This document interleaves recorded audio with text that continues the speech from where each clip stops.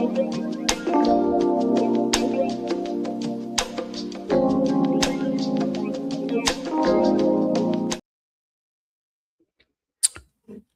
is good? What is good? What is good, everybody, man? Welcome back to another episode of the Darrel Long Show, hosted by your boy, Darrel Long. And today we're going to be talking about Officer Race Tatum and his wife. Today we're going to be further examining Officer Race Tatum and his wife. That's what we're going to be doing today. We're going to be breaking it down, and I'm going to show you guys multiple videos that is going to help you guys understand why Race Tatum, why he is the way he is, and why him and his wife think the way they think when we're talking about young black males, no matter if we're talking about Nolan Wells, Carmelo Anthony, right? Cyrus, I think his name is Cyrus Mack, the young man from the Asian shooting, right? And also we have them talking about why black men prefer to be with a white woman. A white woman. Yeah. We're going to have to really go into this today. You feel me? We're going to really have to break down Officer Tatum's wife. So let's go ahead and go into the footage now. So Officer Tatum brought his wife, Karen, or Karen, one of the two, Karen, onto the show to react to biracial couples, right? Interracial couples, right? And interracial couples doing parenting videos. Now, these interracial couples are online basically talking about how they protect their spouses. In this situation, we have a white man with a black woman, and he is saying, I don't lie about my culture.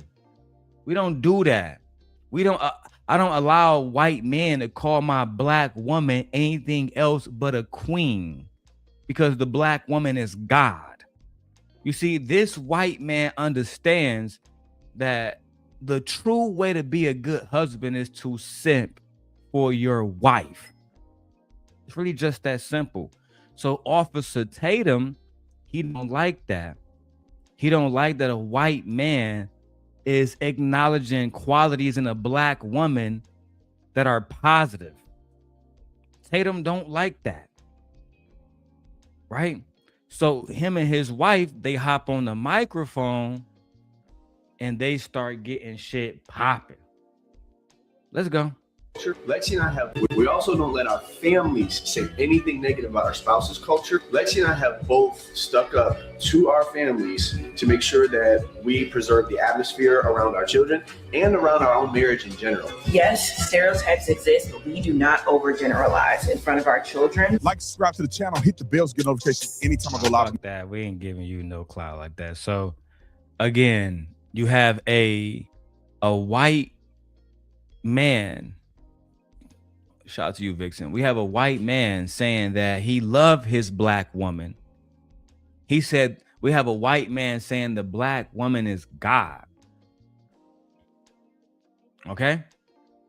Now, I want you guys to pay attention to how, despite Officer Tatum having a white wife and his children being mixed children, biracial children, by minute 2 of this video, Officer Tatum is going to say that mixed kids are psychologically damaged.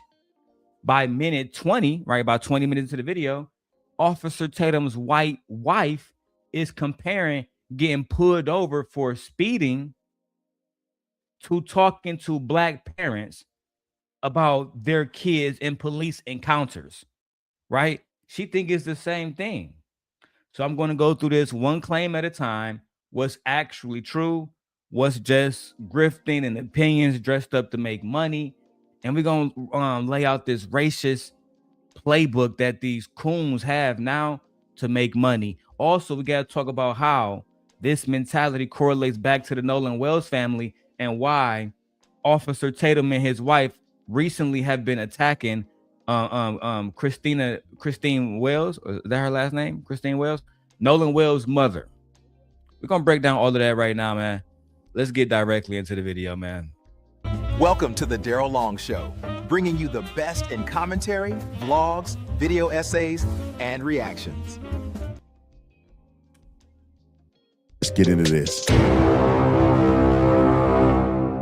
I told you we had to talk about this. This biracial couple is online just doing the most. And I don't know if they're doing it for attention or they really believe the stuff that they're saying. Their page is _the Cole Life, and I think their last name must be Cole. But I brought a special guest in here to talk about this because there's nobody better to talk about a biracial children in a mixed couple like my wife, who's white. So welcome to the show. Now, don't forget about this, right? This man has 2 baby mamas. Officer Tatum has 2 baby mamas, and they're both white. They're both white women. I beg your pardon. I beg your pardon. No, I said what I said, Dr. Umar. I said what I said, Dr. Umar. This is a snow bunny demon. Okay? Let's go. So, Wife. welcome to the show, Corinne. Thank you, honey. All right, so let's talk about this a little bit. These people triggered me yesterday because I'm scrolling Yeah, you through. were big triggered. I mean, I'm scrolling through Instagram, and we got biracial kids. Yeah. And when I see people doing stuff like this, it just reminds me of why so many mixed kids are so toe up. They're psychologically Kaepernick syndrome. Damaged. Yeah. The what? Toe up. They're psychologically Kaepernick syndrome. Damn. And that's the first thing that we got to talk about. The Colin Kaepernick syndrome. The Colin Kaepernick syndrome.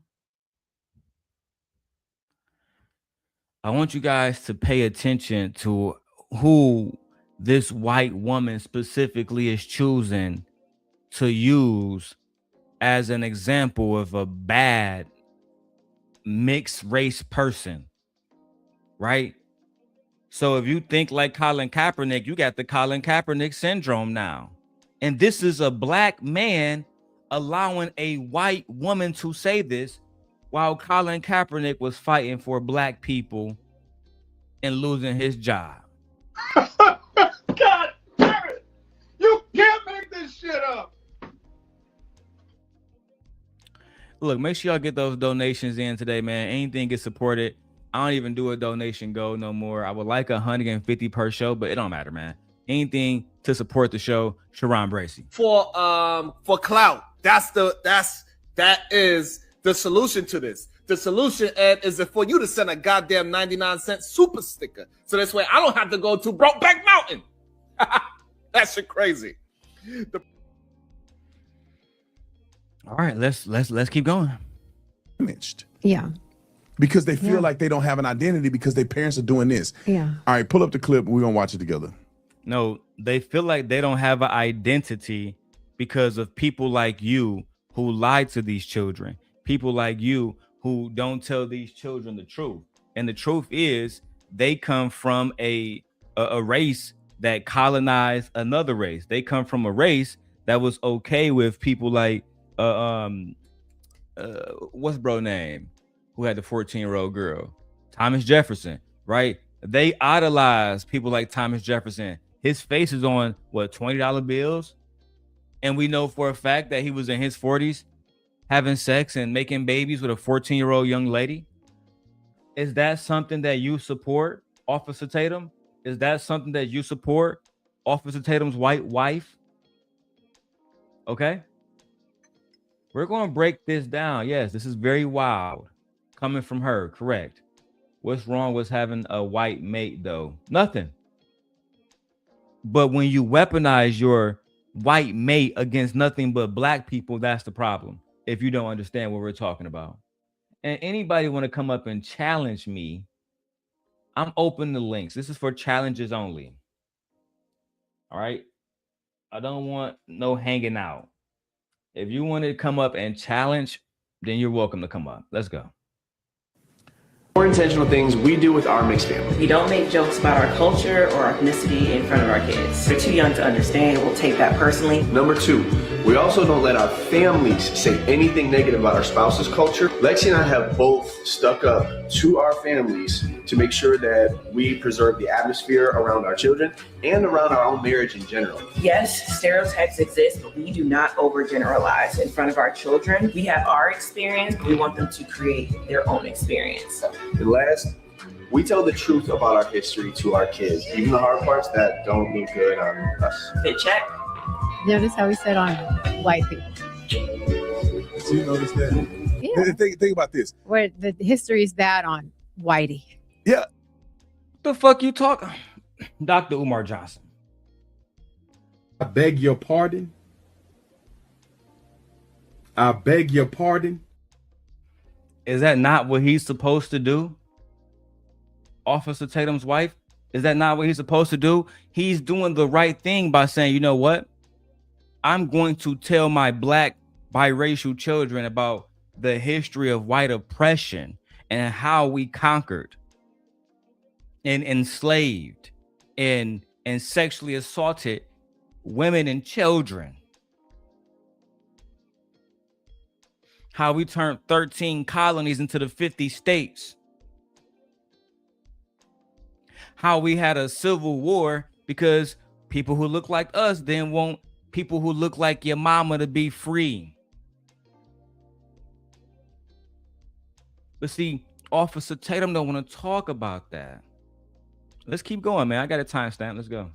Like we like, for instance, if they came on the podcast and we were sitting down with them and they go, tell the truth about our history. Well, what history about black people are y'all telling the truth about? They're not.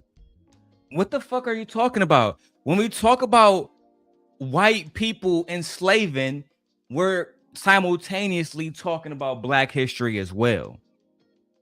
If I'm talking about, oh yeah, man, we got to talk about the civil rights and how white people were keeping civil rights and human rights away from black people, that's also black history as well. I can't talk about Dr. Martin Luther King and the history and his legacy without talking about white people and why Dr. King was necessary in the first place. I can't talk about the Honorable Elijah Muhammad and Malcolm X and the history of their legacies without talking about why, which is all we want to do. But white people today, especially white people married to black raccoons like Officer Tatum, they don't want to tell the true history. They want to do critical race theory. They want to go around and saying, well, was America really full of slave owners? Was the Civil War about slavery? Or was the Civil War about Southern independence? Isn't it?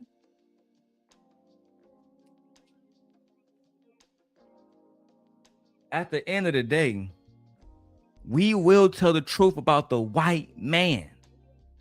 Talking about FBI crime stats, I guarantee it. They're not talking about people selling dope about. They're not talking about FBI crime stats, I guarantee it. If we talk about FBI crime stats, Mrs. Tatum, and I see you got the Gucci shirt on, right? You profiting off black people. You basically a slave owner now. If you want to talk about FBI stats, you and your husband come up here right fucking now, and I would debate Officer Tatum on FBI stats relating to children being harmed and which race of men is doing it. Which race of men is predominantly being charged with sex trafficking? Which race of men predominantly is being charged with sexual assault against minors? Which group of men racially, right, are the ones that's having sex with their own daughters, being married to children? Which group of men is that? Because I mean, we can also invite Tim Tebow for this conversation if y'all need to talk to a white man just to even things out.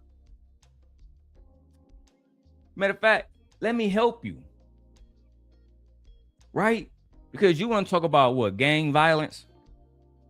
You want to talk about gang violence? Tim Tebow. Court. Yeah, let's go ahead and find that real quick. Yeah. This is the one.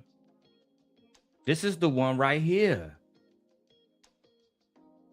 But the problem is that the number now is not 57,000. With all of the work that all of these people and amazing law enforcement agents and nonprofit NGOs are doing all around the world, the number is not 57,000 like we said 2 years ago. It's over 89,000. We are losing the battle, and we are losing. Now tell them that it's white men. Talk to them. The number one offender type is biological fathers, but by far, it is being done by middle-aged Caucasian men. Many, over half of them, college graduates. Many of them are educated, good jobs. This isn't just who we're thinking about. Like they're technical savvy, and I think that it is time that we call them out. Like that. We can't stand by and stand back. Like we have to stand up and say, not only are we not doing our job as men, it's actually the opposite. Instead of being defenders and protectors of our families, we're hurting and abusing. The number one offender type is biological fathers, but by far, it is being done by middle-aged Caucasian men. Where you at? We just upped the ante. Where you at? We got Tim Tebow on record saying that the number one group of men that harm children in America are middle-aged white men. But here we go, Officer Tatum and his white wife is saying that biracial parents only make white people look bad. But they don't talk about black crime. They don't talk about FBI data. Okay, we're going to break down FBI data. Let's keep going. They're not talking about No. people selling dope to their own brothers No. and sisters, No. all the crime that's committed in the inner city. If we talk about selling dope, I'm here in Chicago. If you want to talk about selling dope, then let's start with Chicago's biggest gangster. Who is his name? His name is not King Von. Chicago's biggest gangster, his name is not Little Dirk. Chicago's biggest gangster is not even named Larry Hoover. Chicago's biggest gangster to this day, name is Al Capone. Who is Al Capone? Who is Al Capone? Let's go figure that out. Who is Al Capone? Because y'all want to talk about drugs and gang violence. Let's do it. Al Capone, famously known as Scarface, was one of America's most notorious gangsters. Born in 1899, he rose to power in Chicago, running the infamous Chicago outfit during Prohibition. Capone's empire thrived on bootlegging, gambling, and violence, epitomized by the St. Valentine's Day Massacre. Despite his ruthless reputation, he was ultimately brought down by tax evasion charges and spent time in Alcatraz. Released in 1939, Capone's health declined due to syphilis, leading to his death in 1947. His legacy remains a symbol of the Prohibition-era's criminal underworld. Al Capone, famously known as Scarface, was one of America's most notorious gangsters. Born in 1899, he rose to power in Chicago, running the infamous Chicago outfit during Prohibition. Capone's empire thrived on bootlegging, gambling, and violence, epitomized by the St. Valentine's Day Massacre.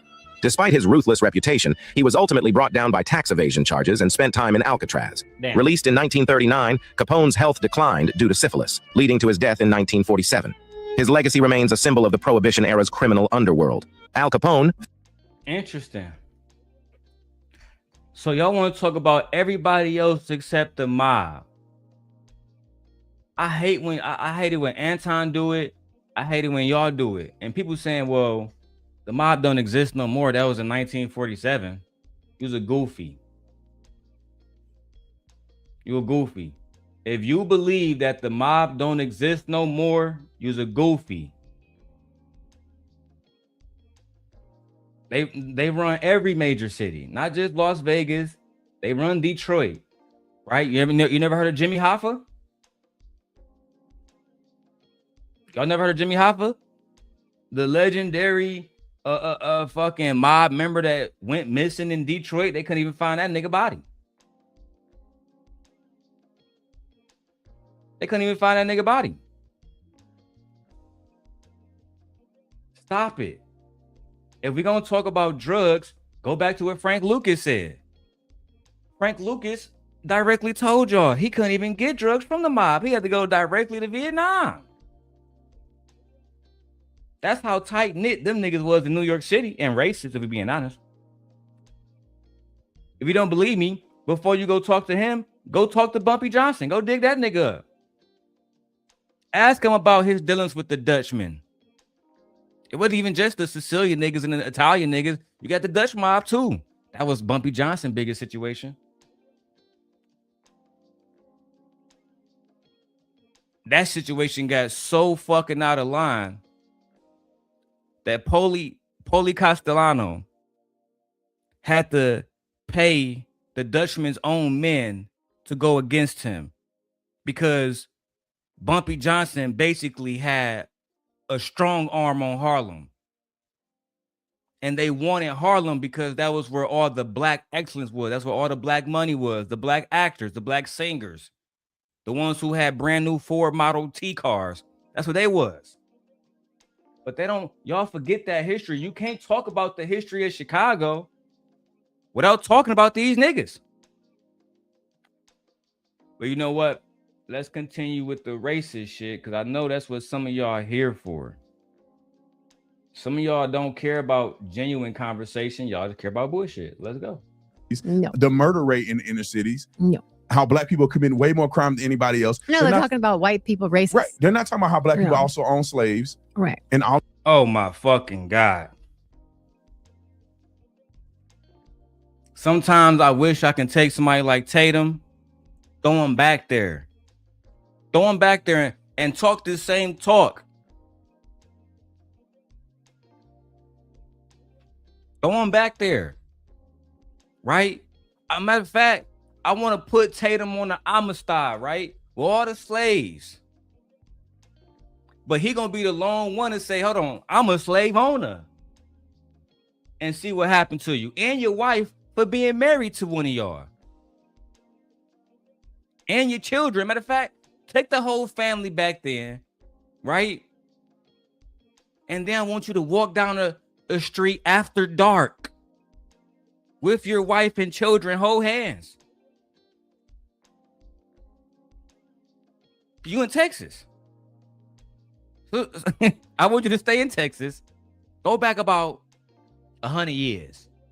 150 if you really want to put a little cherry on top. And do the same shit you're doing now and see what happens. See what happens. All of these other things that is inherently negative about black people. Yeah. I will say at first when you sent me their videos, I was like, oh, they're cute. And it wasn't like overtly BLM 2020, like white people bad. But as I was looking through. What the fuck? It wasn't overtly BLM. So listen, first she took a shot at Colin Kaepernick. And now she's taking a shot at Black Lives Matter. Why is it bad when black people say that some white people have done atrocities in this country? Why is it that y'all want to hide the fact that the founding fathers, because he's going to mention them, well, they don't like the founding fathers. Why the fuck would we? Why would we like somebody who betrayed their own queen? Why would we like somebody who is a fucking slaver, who was giving dick to 14-year-old girls? Why would we like somebody like that? And bigger question, why do you? Why? Why do you? I'll tell you why. Because those four founding fathers, they represent patriarchy. They represent men doing whatever. They represent making America like it used to be. What Trump used to say, make America great again. That's what they talking about. When white men used to be able to go outside and do whatever they wanted to. Right? Industrialize, colonize. Do whatever they want to do. without any consequences at all. The videos, it's like, oh, it's so, I don't know, that whole like victim mentality, and like you have to walk on eggshells because you don't want to offend a Black person and white people bad. I was like, no wonder these mixed kids, you know what I mean? No wonder mixed kids got issues. Yeah, look. Mixed kids, young lady, are you trying to say that mixed kids have issues because they have to walk on it? No, the reason why they have to walk on eggshells, let's address point by point. The reason why they have to walk on eggshells is because y'all lied to them. That's why. Okay? The couple's actual clip is about telling their kids honest family history, both good and the bad. Officer Tatum reframes that as being on bad on whiteys, then pivots his commentary into a list of stats about black on black crime and historical black slaveholders, none of which the couple even brought up in their video had nothing to do with their video. That's not fact checking them. That's substituting his own ideology, his own racist rhetoric for what they actually said in their video so he can sell it to his audience. And exactly. If you don't tell your children the good and bad about who they are, if you only tell your children, oh, you're half black and half white, the black side of you commit crimes, sell drugs, and they don't do shit but fuck up their community. The white side of you, Jesus Christ, Taylor Swift, right? Nothing but good stuff. You know what I'm saying? America, go blue, go red, go white. You're going to fuck your kid up, bro. Because eventually they're going to grow up. You got to come over here if you're going to talk about it. Eventually they're going to grow up, right? And they're going to be met with somebody who's actually fucking of a sound mind. And they're going to be challenged on dumbass rhetoric, which is why Charlie Kirk most of the time lost his arguments almost every single time. And if it wasn't for the media and y'all pushing him, he would never had the fucking support that he had, if we're being perfectly honest. This is also why he was never Charlie Kirk, because I'm about to be on his ass. That's also why he was never invited to any formal debates. Like debates like we saw, what's the black, like James Baldwin. James Baldwin would go from Harvard to Columbia, right? Different Ivy League schools went, no, Charlie Kirk never did this once because he was never, in my opinion, I can't confirm this, but in my opinion, the debating community never saw him as a true debater. They saw him as an antagonist person, an antagonist commentator. And it's different. I'm about to get my smart bag on you niggas. It's different from being an antagonistic commentator, Anton Daniels, versus being a true debater, right? Somebody who understands how to listen and how to counter points without attacking somebody. That is two different things. And we saw this recently, right? If you need a visual for this, go watch Candace Owens versus Andrew Wilson. You will see a clear difference in a debater versus a antagonistic commentator, which is, that's what Andrew Wilson is. Oh. And I will only say, to add on to that, this is why we see that biracial children born to Black women have a very good understanding and a good foundation of who they are on both sides. Versus when mixed race children are born to white mothers and have Black fathers. It's a complete difference. And when you don't tell your children about who they are on both sides, yeah, that will cause an identity issue. Imagine finding out, like some people do, that you have this type of history and you were never told about it. How would that make you feel? You know? But again, if Black children can learn about our history, so can non-Black children learn about our history, which is their history as well. Correct. It's all our history. Correct. I agree. I think they should learn all history. Yeah, they should learn all of it. I think they should learn all histories. Yeah. All right, let's go back to the show. We got to go back to their straw man arguments. It's actually very fucking sad. And then, guys, also, the link is in the description. Make sure you guys go check out my tech channel and my other channels. I'm going to be doing my Green Lantern review. Let me guys show you my Green Lantern. Let me put this down for a second. Let me gotta show you my Green Lantern little video file. It's so fucking lit, bro. Oh my god. Hold on. Where is it at? It's no. Right here. Where is it? Right here we go. Is this it right here?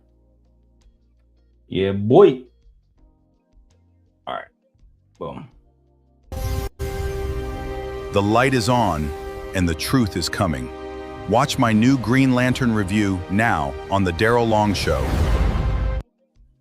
Man, play that bitch again real quick, man. Y'all not the only ones that's good with this AI shit. The light is on, and the truth is coming.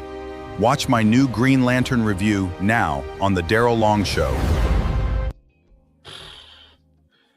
Look, man, I know a little bit of this AI stuff too. I even got the AI camera.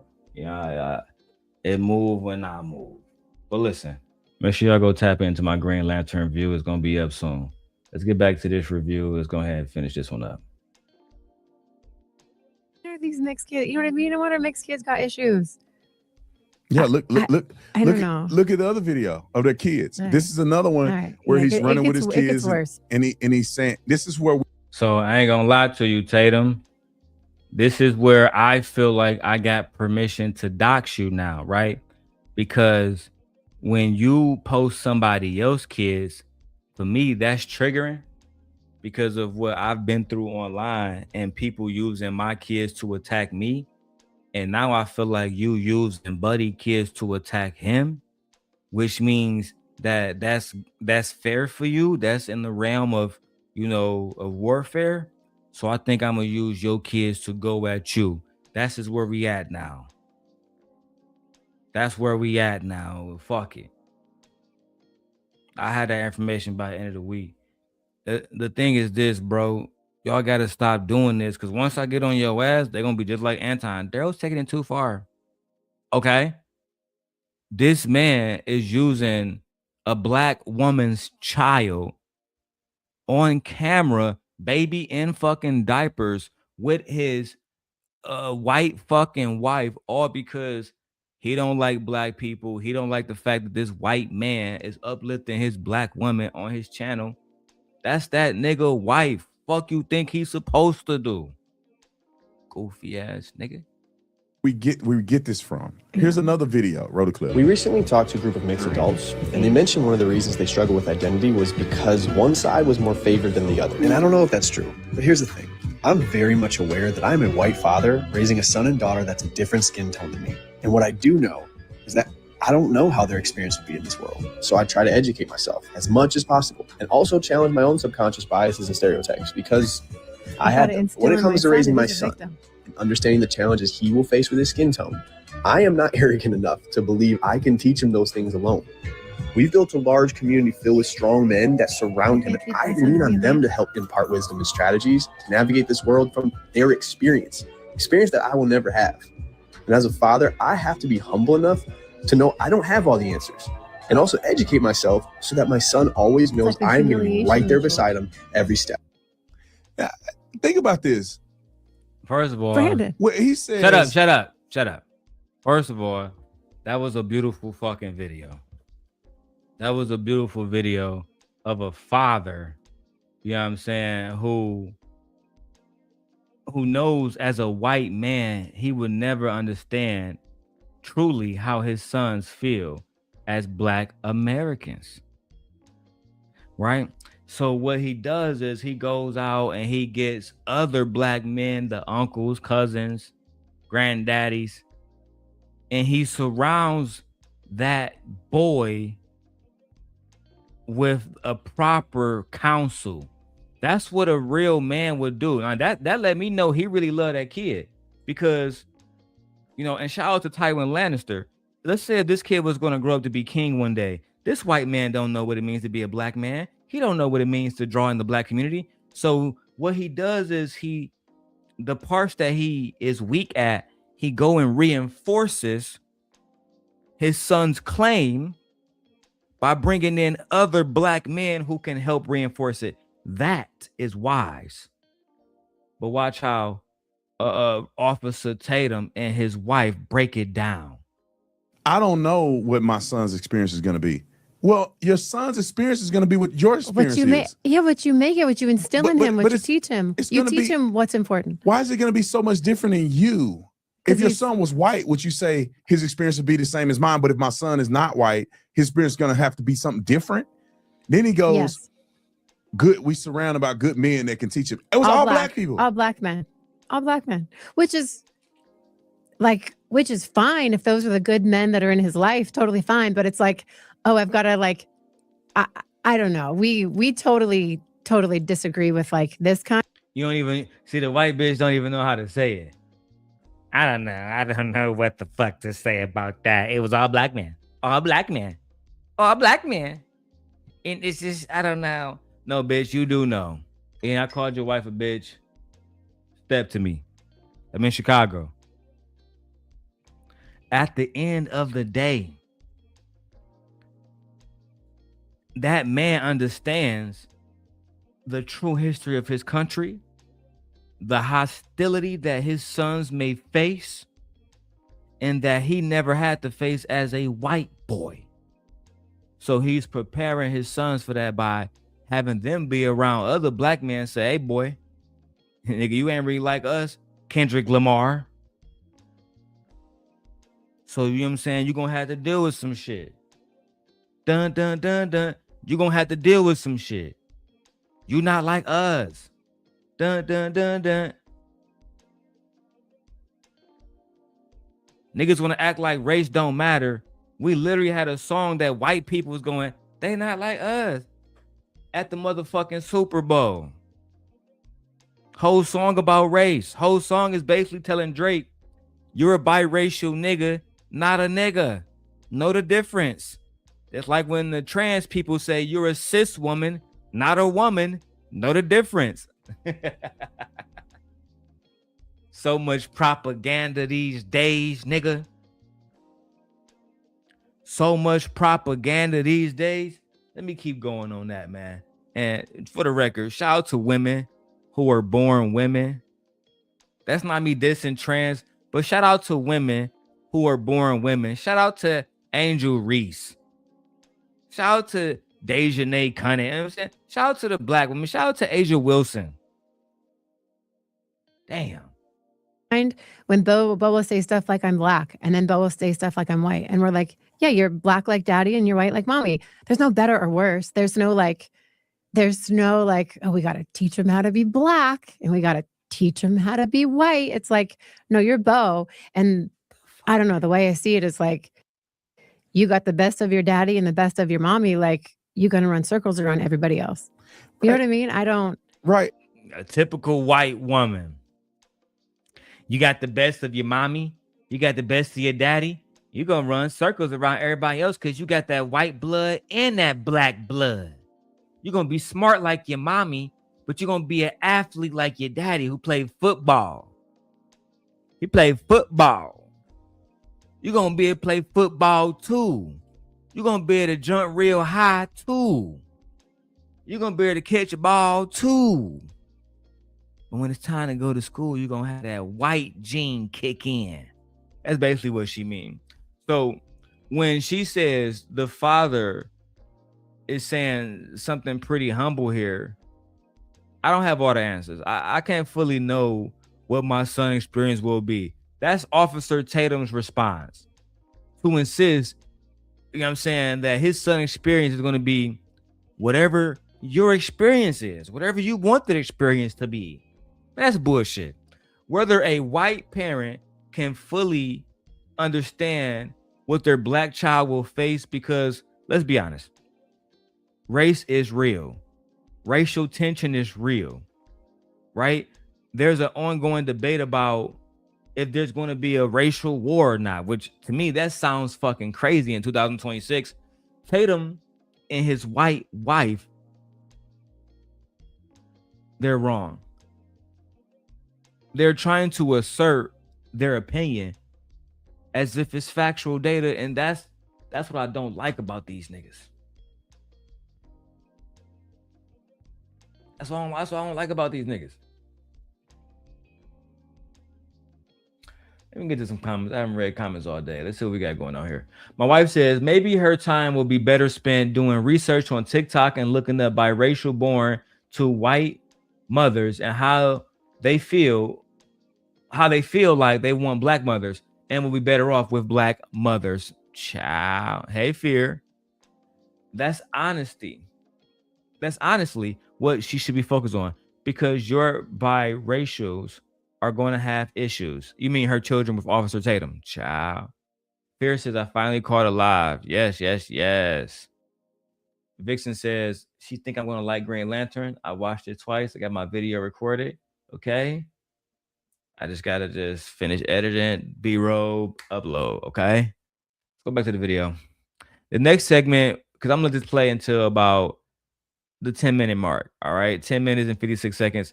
We have to go over what I'm calling segment 3, the Trayvon Martin rewrite. This is the part that pissed me off, and they're going to make it seem like Trayvon Martin was a fucking danger to George Zimmerman, and George Zimmerman was rightfully acquitted, and he got off basically scot-free, and they agree with the shit. This is disgusting. So if you look, let me give a trigger warning, okay? If you love black kids and you have black kids, especially someone around Trayvon Martin's age, I think he was 17 or 16 when he died. If you guys are triggered by this, just click off. Fuck it. Okay? It's not that important for me to get views. I just I love doing radio shit. And this is kind of like me doing radio and TV at the same time. And it's therapeutic. But let's go over what I'm calling the Trayvon Martin rewrite. Trigger warning. And also it's very interesting because there's a few more clips they gotta play. Yeah, it's a few more clips, but it's very interesting because you don't create things that are not there subconsciously. Right. Yeah. Our kids have experiences with both sides of the family equally. Like I don't think Bo is like, my grandmother's black on my daddy's side, and it's Grandma Brenda, Grandma Carol, my daddy, your daddy. He hugs, he loves. Everybody's the same. Nobody's even talking about. This cousin's, this cousin's black, this cousin's Mexican. We don't give a fuck about what happened in your family. I know I said I was gonna stop at 10 minutes. I still got my timestamp. Fuck it, I gotta get in here. Kind of a little bit drinking, a little bit of wine, a little bit of Red Bull, a little bit of everything. But the whole point is this. We don't give a fuck about what happened in your family. We know that racism exists. I live in Chicago right now. Every time I meet a Chicagoan, you know what they tell me? Man, Chicago is the most segregated city in the world. Let's find out why. Because I'm pretty sure I can bring my wife in here as a Chicagoan. She could tell me why. And I might start a series when I go and ask people why they believe Chicago is the most segregated city in the world. I might actually start that segment.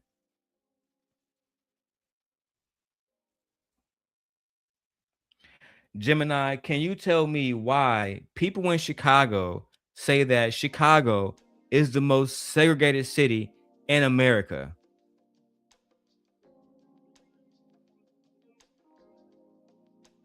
People describe Chicago this way because of systemic housing segregation built through decades of deliberate policies and sharp neighborhood divides. Key drivers include racial covenants and redlining. During the Great Migration, real estate boards and banks legally blocked black residents from buying in white areas, confining them to the Black Belt while denying loans to non-white neighborhoods. Infrastructure and public housing. Urban planning projects like the Dan Ryan Expressway and high-rise public housing clusters created literal physical borders between Black, Latino, and white communities. Sharp geographic divides. While the city as a whole is racially diverse, roughly equal parts, Black, Latino, and white, individual neighborhoods remain largely homogeneous, with the north side predominantly white, the south side predominantly Black, and parts of the west-southwest sides predominantly Latino. That's my experience. I go downtown, anything north of downtown, mostly white. Go anything south of downtown, mostly Black. Go anything west of downtown, near Midway and all that shit, Mexicans. That's the facts. So you want to act like we're like, sometimes I feel like we're living in the same time that Dr. King and them was. It's just this shit is more hidden, but it's not hidden at the same time because every Chicagoan feels that shit. That's why they don't want to do certain business deals in the South Side. That's why the Obama Center is such a big deal, having something so grand, so clean, so community oriented on the South Side where all the black people are. Child. Like, it's just people are people. All right, let's play another clip. We got This Mexican. This like it's just people are people. I wish it was that way. White woman. I wish it was that way. But it's not. It's not. Which is why your husband is going to talk about drug dealing, but not talk about crimes that make white men look bad. Like, I don't know, touching children. All right, let's play another clip. We got like two more clips because we want to show the hypocrisy too. But this is just another clip of their. Oh, you're doing a good job at that. You're doing a wonderful, a splendid job at showing the hypocrisies that you have. You're only judging this white man because he has a black woman and he has a certain amount of reverence for the black woman. Meanwhile, you sit here in our faces with caucus Britney Spears looking bitch talking about Carmelo Anthony, talking about every motherfucking thing. I saw those videos. How dare you? You piece of shit. You piece of shit. How dare you? Now you're gonna feel my fucking wrath. I'm coming after your wife. I'm coming after your fucking kids, your fucking family. Everybody that I can find associated with you, that love you, your friends, every single one of them. I'm gonna post them online, and I want to know which one of you are gonna do anything about it. It's time. Time for me to go back to my old self. Trying to learn themselves in relationships. Roll a clip. We haven't shared our full story in a while, and I think it's time to share it again. See Lexi and I now, but we were not always on the same page. Our story is one of a lot of hard work to understand each other's worlds and experiences. So I grew up in a Pentecostal church, and I was around the culture heavily. But that didn't automatically translate to me understanding everything. And when Trayvon Martin happened, Lexi and I had just started dating, and it sparked a lot of challenging conversations to learn how we saw the world. And because I cared about her, I took the time to sit and just listen. Did she also? Lexi didn't have to have these conversations with me, but she did choose to. And the goal for me was to understand her, not to debate her. And I had to be willing to be wrong about it. Again, man, clap for the white man right now. Shout out to this nigga, man. He not even a white man. This a nigga right here. What here we go.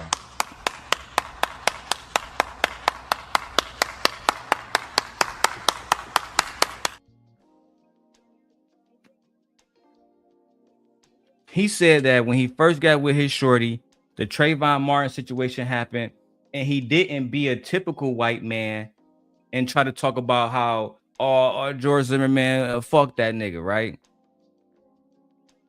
He said, you know what, baby, I'm gonna just listen to you. I understand that this incident that really isn't an incident has systemic traumatic implications on you as a black woman. And as your husband, as the man that loves you, I'm going to just listen to you. That's what we need sometimes. What's up, Lady Quantum? That's what we need sometimes. We need allies, true allies, not allies. You know, this white man is more of a real husband to his black wife than Officer Tatum white wife is a good wife to this black man. Because if she was a good wife, she would say, honey, why you on this bitch shucking and jiving? But she support the racist goofy shit. Now let's get into this shit. Let's get to it. A number of things. Changing my perspective of society and the way things work was not easy. And processing what my role is in that society was not easy at all. But we committed to getting on the same page before we got married. So let's set the record straight. Empathy is not weakness. I'm going to say this too. Most times when I see them white dudes with a black woman, nigga, they be bad. I was downtown Chicago, and everybody know when I'm doing Lyft, I film it, right? I film all my rides the whole time I'm out there. Nigga, I saw this white dude with a black woman. I thought she was Meg Thee Stallion, nigga. She was, nigga. These white boys are learning how to take good care of a black woman. They're learning how to show emotional discipline. The link is pinned in the chat, man. Dusty, if you want to come up, man. If any of my white brothers want to come up, I'll drop the link right now. And that's really flow state. I'm going to get that nigga a wrench, man. That's my nigga.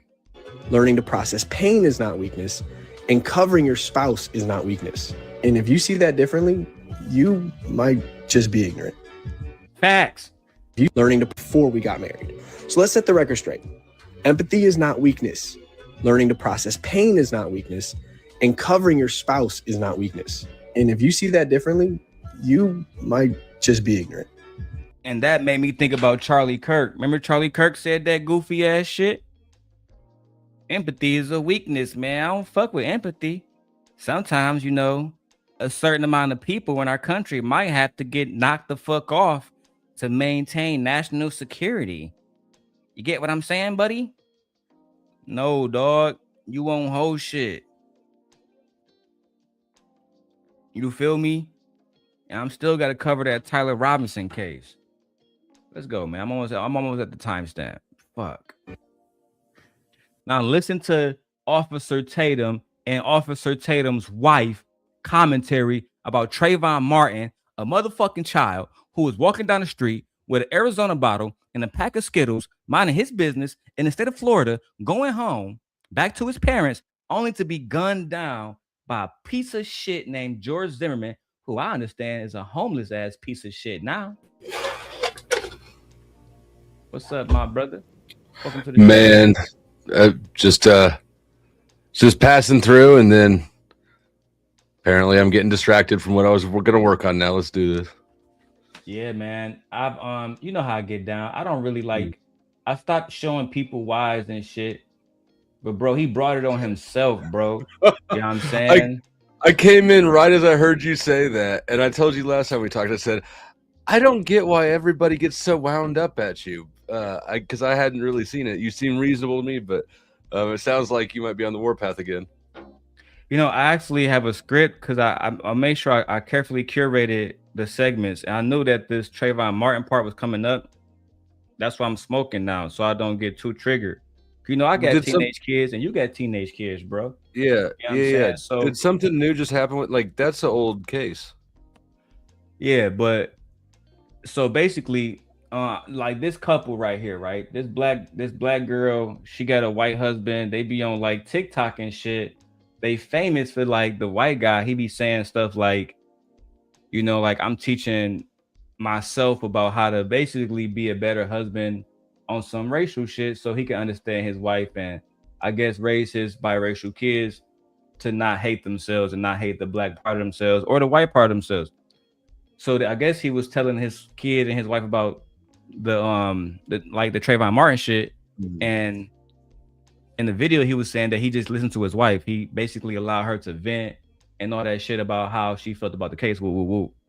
But this is what the Tatums had to say. Now, I already saw this shit. I don't think you watched Tatum's show, but I started watching every one of his videos. Yeah, I don't like cops. And I did say in the chat that he sounded like kind of a bitch or something like that. I didn't realize that they had insisting on being on the same page makes sense if you have kids that you got to raise with that dynamic. So I back off my original claim. Oh, bro, I thought you was talking about Tatum and them shit. I didn't even care, but you might. Oh, I don't. I mean, I just Tatum is a bitch. I don't like cops, but. Oh yeah, I like good cops, bro. You know what I'm saying? One of my friends, Darren Weathers, in Detroit, he was a cop, but he got, you know what I'm saying? He didn't get killed. Let me correct myself. He died in one of those like police chase when you're chasing somebody, and then he made a bad turn and he died in an accident and shit. So I'm gonna say that he wasn't killed, but he was doing his job, and in the act of doing his job and shit, he died and shit. I think that there's certain that being a police officer requires you to do things that I believe are immoral, like arrest people for drugs and shit. And I just don't, you know, is there a good prostitute? You know, it's sort of that thing. I just view them as moral prostitutes. Prosecutors are worse, but anyways. That I agree with you on, bro. And I'll talk about my own experience with prosecutors. They tried to get me on a 10-year bid. I'll talk about that in a second. Differently, you might just be ignorant. But do you see how? And I'm just saying, we've went through a lot of their videos, and at least 20 videos I've seen. I don't see it the other way around. No. It's like he's saying our relationship had all of these challenges. Trayvon Martin is a pivotal point. The challenge was me being white. That's exactly what it is. It's about really him being white. Yeah, I have to sit listen. down and listen. What I did have she to listen educate to? myself. Nothing. She's right. She didn't listen She's to nothing. right. It's just one-sided. It's what? Well, yes, because that's what it is.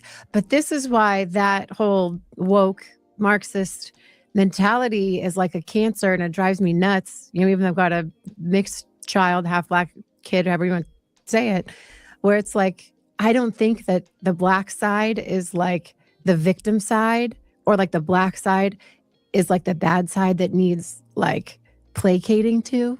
You know what I mean? I don't know. It's like your kid's going to be a victim if you tell them they're a victim, and your kid's going to say, you know what I mean? Like some things are innate, right? Like Bo's athletic ability, his high twitch muscle fibers. You know what I mean? Like, let's be honest. There's a reason why, you know what I mean? More black athletes.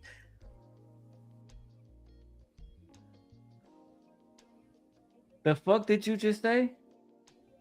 I always break this down, bro, because, and I have to keep this 100. Right? Let's take LeBron James. Let's say he's the best black athlete we've seen in the last 20 years. Go get a Navy SEAL, right? Go get a Navy SEAL. And go get, I think his name is David Goggins, right? And see who is better in shape.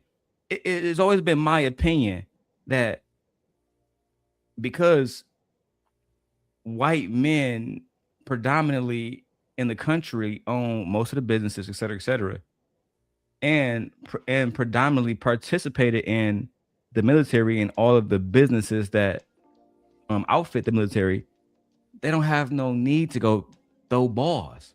They don't have no. That's need. actually a really interesting perspective that I hadn't thought about. That culturally, there's different directions that physically elite members of the race will take. I hadn't considered that. Even we think about it on a micro level, right? In Detroit, Say that you think again? about all the businesses owned. You think about all the Ford motor companies, all the little Lincoln dealerships, all the Audi dealerships. All those are non-owned black-owned businesses. So they, I would believe their children have an obligation down there to carry on a lot of those businesses, right? But in the black community, it's the exact opposite. Fathers are more than likely workers. They're more than likely laborers. I mean, I don't know that I think that there's a lot of like being an athlete is a lot more prestigious job than inheriting your dad's, you know, dealership. But regarding the military stuff, I do think that with white people, there's a lot more culture of my grandpa served, my dad served, now I'm going to serve. And maybe I'm wrong. I don't know. I was never in the military because I don't really like authority, but I put it like this, right? I bought my truck at Gillespie Ford here in Gurney, Illinois. Gillespie Ford is a family-owned, operated Ford business. They've been operating for like the last 70 years, bro. They hire over, I think they say over like 600 people, bro. You feel me? Dealership. That ability to put people in positions where they're making. I had met a young man because I went up there to get my tires, and it was petty. I could have went to the gas station, but I had like a low air in my tire. Fuck it. Right. I went to the dealership, said I need air in my tires, bro. Young man was 19, making like 72,000, bro. Was he a salesman? Just working for Ford. Was he a salesman or? No, he was a mechanic. Hmm. He was a mechanic. He was over there with the rest of the guys, you know what I'm saying? Fixing cars and shit. Like all the cars, you know how like in the service department, they have a whole bunch of cars, like they have like appointments and shit. So they was all lined up to get different shit done. But him and like four of the guys did all that shit. And I asked him, how much you make, bro? He said, I make about 75,000 after taxes. I said, what the fuck? How old are you? I'm 19. I said, ain't no way, bro. So you didn't go to school? He said, no, I learned all of this growing up. I couldn't believe that shit. Yeah. You learn how to I fix believe cars growing up from who? More than likely his father, his grandfather, his uncle, somebody like that. Yeah. I feel like, well, kids who grow up learning how to fix cars are normally the poor kids because they had to learn. I agree. I mean, we were middle class, and I taught myself as an adult how to work on cars because I was poor for a while, but because you had to. I had to, right? But when I was a kid, we didn't have to. Yeah, we didn't learn that. The only thing I can say to that is when I was in Central Michigan, and I was working at Mount Pleasant High School, and it was my first time seeing that they had a section where people in the community would bring their cars, and they would bring their cars to the school, and the students, they had a class where the students would actually work on the cars and fix them up for people in the community for free. It was crazy. I had never ever seen nothing like that ever in my life before. And to me, even with my oldest son, he was in a robotics class, but only because he was in a private school that was predominantly Caucasian. That's how, that's kind of how it is in Detroit. I can't speak for everywhere else. Even in Chicago, I live in the suburbs, so I can't speak on the inner city and how the inner workings are there. You know what I'm saying? But when they talk about black athletes, his wife mentioned that, it's of my belief, right, that when you think about Michael Jordan's father was a poor ass fucking farm worker in North Carolina. He had nothing to pass to Michael. Literally, if Michael didn't have the ability to play basketball, who knows what he would have become. LeBron James was raised by a single mom, Gloria James, in Akron, Ohio. She had nothing to pass to him. Thank God he was born 6'8", with the abilities that he had. But when you look at somebody, there's other individuals in the NBA that's different, right? Look at JJ Redick, who I love, who I personally think I think JJ Redick is the best NCAA player of all time, but that's debatable. But if you look at his background, he didn't have to play basketball.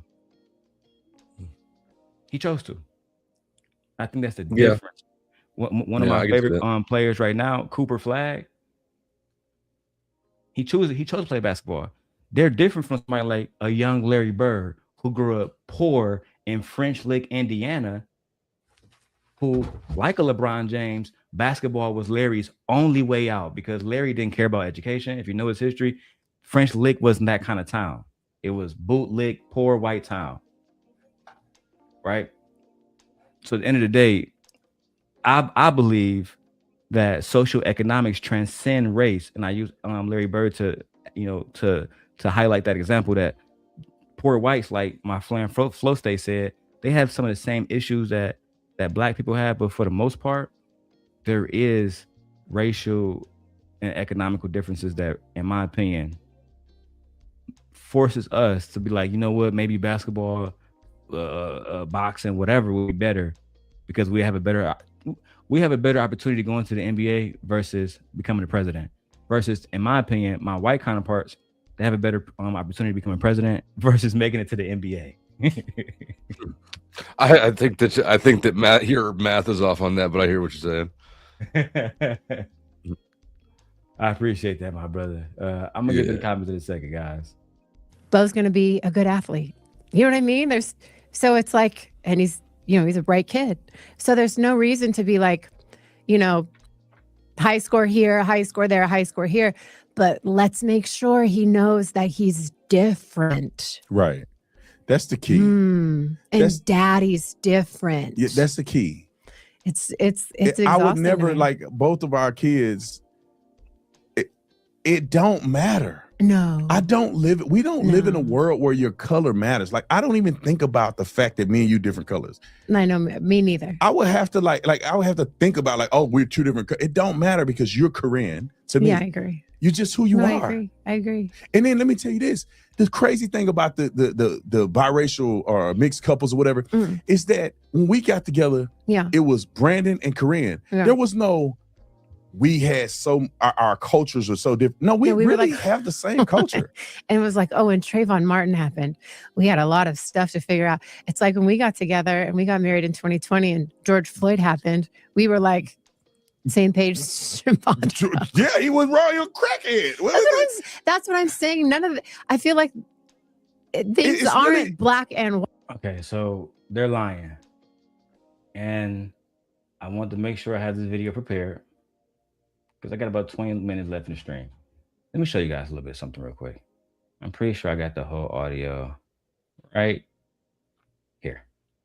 I know that you don't believe me, but I want you to listen to his interaction with him and another guy. Just to give this context, this is Fresh and Fit host Myron Gaines, and he decided to go to one of those pro-white nationalist type speaking events on Twitter, and this is what this is how they felt about him. I called HT the Giga. I can't believe how quick that was. I can't believe how fast that was. Can I make this interesting? Can I make this interesting real quick? Myron, you were in MySpace the other day, and I said, you're doing a great job calling it these Jews, but, if we take this country back, we want it for white folks. And would you go home? And you said, I was born here, and I'm not going anywhere. And this is where I think the problem is with working with non-whites is that once you think you help us, that you're just going to stay in our country. Do you still stand with that answer? Bro, look, man, I know you're trying to get a clippable moment here for your... No, it's the truth, man. This is the issue with whites working with non-whites. We're over here talking about a problem, then you bring it right back into, this whole white thing. Like, dude, shut the fuck up. This whole white thing is what built this country, Myron. Shut the fuck up, dude. Hey, you sand. You sand it. Hey, I am in Florida. I'm in Florida, and I will knock you out on camera. All right, I'm not gonna have violence in the space. It's not even my space. I think Ian's having issues, so look, I'm not gonna allow that in Ian's space. Listen, man. Listen. You can try to deny this shit all you want. You can. And look, I'm somebody who love America. I went to Central Michigan. One of the first things I would get, like one of my talking points that I would try to use to bring racial tension down, and I would ask people, do you care about your country? Do you care about America? That's the first thing I want to know.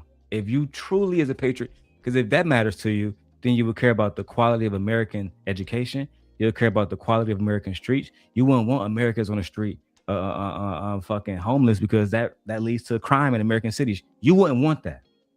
No matter what race you are, you wouldn't want people raping and pillaging. You wouldn't want that, no matter who they are. Right? So I try to focus on the commonalities, then focus on the things we don't have in common later on. That's usually my tactic. Sometimes it works. I feel like leading with that question is sort of a setup. Is it a setup? Yeah, it is, because it tells me if somebody has an implicit bias or not, because a lot of white nationalists are, even though some of them are racist or whatever, they do care about America, right? Well, I mean, sort of. I mean, yes, but maybe not the same America that you or I see. I agree. They care about it in their own ideal, and they have a right to that because that's what our soldiers die for. However, I mean, it's like a Muslim and a Jew can both say they love God, and they're not at all talking about the same thing, right? So it's correct. Like when Mandani says he loved New York and Trump says he loved New York, I understand those are two different things, but they both still love New York though, right? At the end of the day, I would even in that situation, I would try to find as many commonalities as I possibly can. I think the problem is people like Trump and people who support him like Tatum, they focus on the differences far too much. Far too much, bro. You know what I'm saying? I mean, it wasn't Tatum. Like Tatum was just saying though that he doesn't see the differences. He was when he just. I didn't watch the whole thing, but it just now sounded like he was saying the opposite. But that's the problem, right? You can when you see, you can't be in America and say I don't see racism. I don't see racism. I don't believe racism exists. I don't believe institutionalized racism exists. You can't be ignorant like that and expect people to believe that you're still credible and genuine. Do you know who Psychopatheist is? Have you run into him? Clue. Okay, he's got a channel. In the black, I don't know if black supremacist is the right word, but the black sector. And he's come over to my show once or twice though, and so I wander over there every now and then. The last time I was over there, I was talking to somebody who was making the same point that you were, which is basically you have to see what I see, or else you're the problem and you're ignorant, which I find a disingenuous position. And so I said, okay, tell me an example of how you personally have been negatively impacted by by being black. Like, how has this negatively impacted your life? And the example that he gave me is that he grew up in an area where that experienced white flight in the 70s and 80s, and the schools were so bad that he went to high school that wasn't even accredited. Turns out his example of how white supremacy had affected him, or being black had affected him negatively, was exactly the same experience I'd had because he's from the same city as me. It wasn't a good example at all. The only person who could relate to his example of having been victimized by being black is the only white guy on panel. I disagree with your take on this. I think that, I don't think that you have to see it, or else you're ignorant. I think, well, for one, I think that what happened with the person that you're describing is about social economics, right? That's why I used the Larry Bird situation. A poor white person like Larry Bird grew up under his father, Joe Bird. If you don't have revenue, right? Larry Bird grew up worse than Big Meech's son, right? Because of the economic differences. But the thing about it is this, is if because like, let's say French Lick, Indiana, Big Meech wouldn't be able to even walk outside after sundown, right? We can use basic things like that, right? In certain towns, let's go back to like Mississippi, Nolan Wells, which is why people keep bringing up their history. Sundown towns was infamous. That is just one difference. A poor white person can still walk down the street. A poor white person can still vote. And even if we take it to, because let's say that's the arguments of yesteryears, what about today? In our opinion, let's look at the situation that they were talking about, George Zimmerman and Trayvon Martin, unarmed, right? Because they talk about gangsters, they talk about that's what we're supposed to represent. But Trayvon Martin represented none of that. He was an unarmed young black man, but he was still demonized in the media. And the person that killed him on video, on audio, right? Screaming for his life. I still remember to this day, begging, help, help, help. Nobody helped him. But George Zimmerman received help. Millions of dollars in donations after he squeezed the trigger and used the stand your ground law, saying that he was in danger, and anybody with common sense knew he wasn't, which told us it was just a public lynching, right? But they're reframing that like it was anything else but that. Yeah, I think that Zimmerman was in the wrong. I disagree that this is proof of, anything other than people are fucked up and the justice system is fucked up, and it's always going to get things wrong, right? But try like. And I don't remember that case as well, but what's the one in Texas just now with the stabbing, right? Austin Metcalf, Trayvon. Right. I think that we, the public, are responsible for, I don't think that there was a racial element in that. I think it became racially sensational. I mean, as far as a motivating factor, obviously there was different races, but I don't think that the incident probably was caused by that at all. I think that the injustice of the massive sentence that he got was due after the fact to the way that the narrative spun it into a political, racial sort of bullshit story. And I think that it removed the ability of a kid to get justice who happened to be black. So I think that there's a lot of self-fulfilling prophecy. I think that there's adults who are immature and put their own baggage into other situations, and so then deprive the people in that situation of the ability to actually have maybe a little more level-headed thing. But I think that I don't see uniformity, or I just feel like we get race baited sometimes, for sure, but it's all interpretation, right? I got my house when my story when I got rated 3 times in 1 month. If I were black, I mean, how many people do you know have been rated 3 times in 1 month? If I were black, I could see how that would be easy to blame that as the thing. Fair enough. That might be the thing in a certain situation, just not in yours. And as far as like as far as addressing it as well, some people when the law is fucked up, I think that's an oversight, right?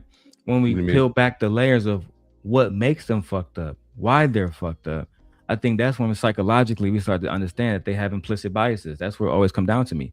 When you look at Courtney Clement case, she was charged to 6 years. 4 of those years they're giving her as time served. So she killed her black boyfriend and only going to do 2 years in jail when we have video of her assaulting him on camera. In the situation with Trayvon Martin, George Zimmerman was able to plead self-defense and get no time at all. Whereas we know from the first interview that Hunter Metcalf did with Will Kane, he described the situation. And that's my favorite video to use because it was 24 hours after his brother died.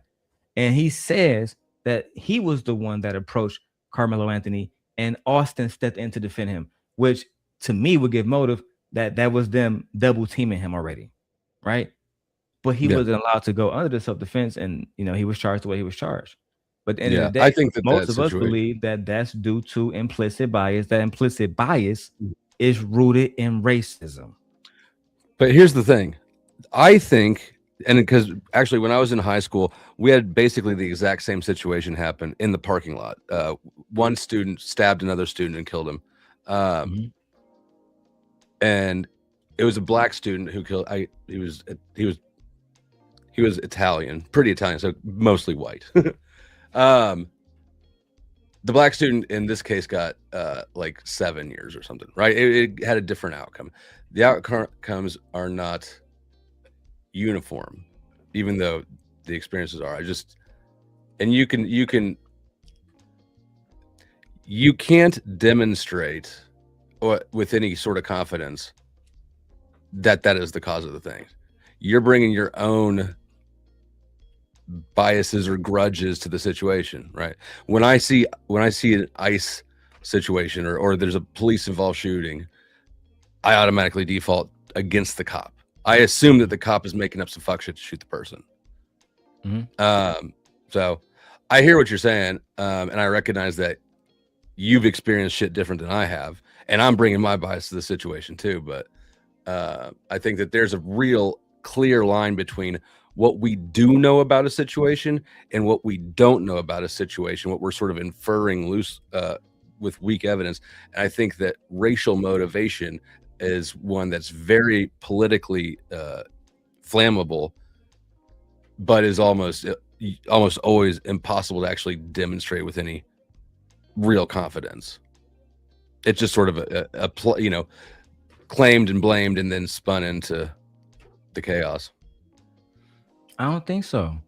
Here's the facts, right? Listen, let's look at Mississippi. In the last let's use 6 months. In the last 6 months, Nolan Wells died and 2 black people was hanged. None of those crimes have been solved. Right? In a state that just changed their state flag from the Confederate flag to something that is not the Confederate flag.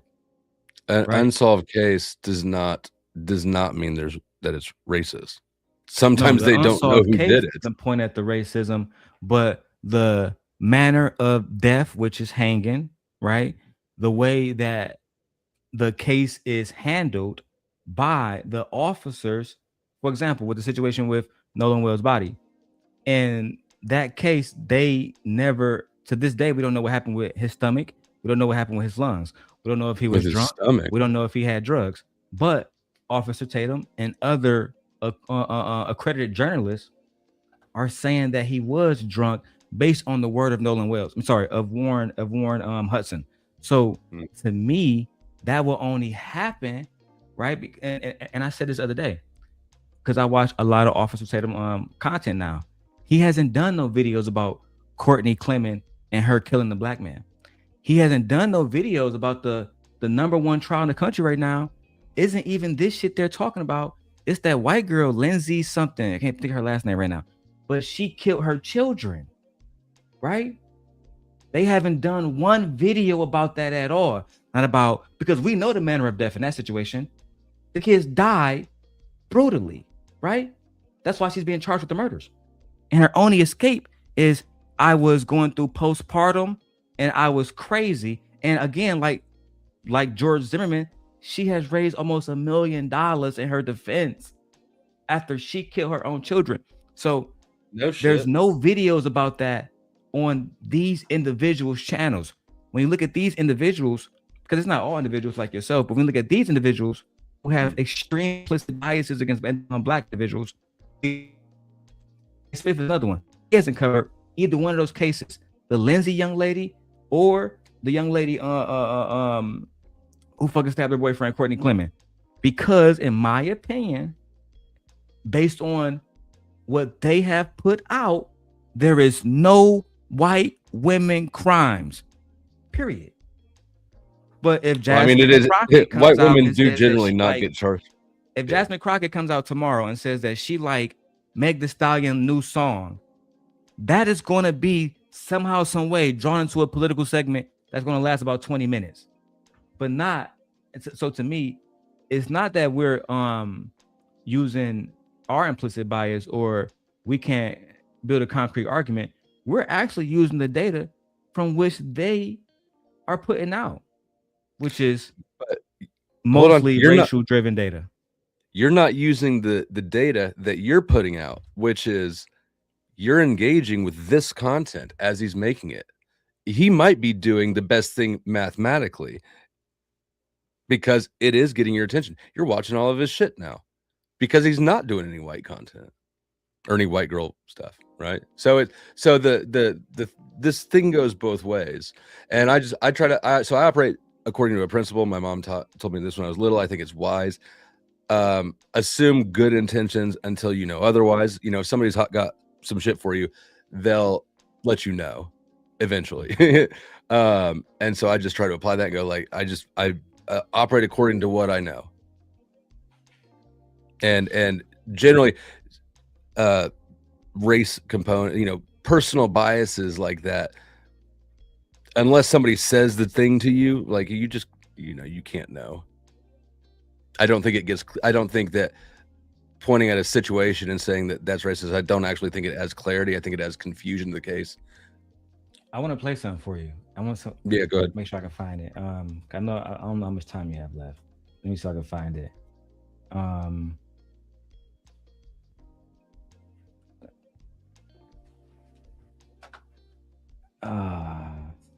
I want to make sure I find the exact clip, right? So let me have Gemini do it for me. Gemini, I'm looking for James Baldwin clip where he talked about how he don't know if he can prove that somebody's racist. He can only talk about the difference between the textbooks that they give the white kids to the black kids. Help me find that video, please.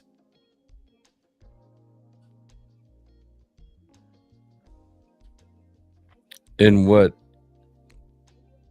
school? Like, how is that possible? I'll help you. Okay. Here it is, right here. Dick Cavett. Perfect. So now I need to open this on my YouTube channel. Give me 1 second. I'm gonna gonna show you this. James Baldwin on Dick Cavett. I haven't watched a Dick Cavett show in quite some time. Do you know Dick Cavett? No. He was in the 12-minute one. Perfect. Okay. Oh, damn, the Tupac murder trial's going on right now. That seems like it should be the biggest trial in the country. Was that? Isn't it? Yeah, that is true. They're trying to get Keefe D on that trial. I think they're going to be unsuccessful. So this was a conversation between Paul Wise and James Baldwin.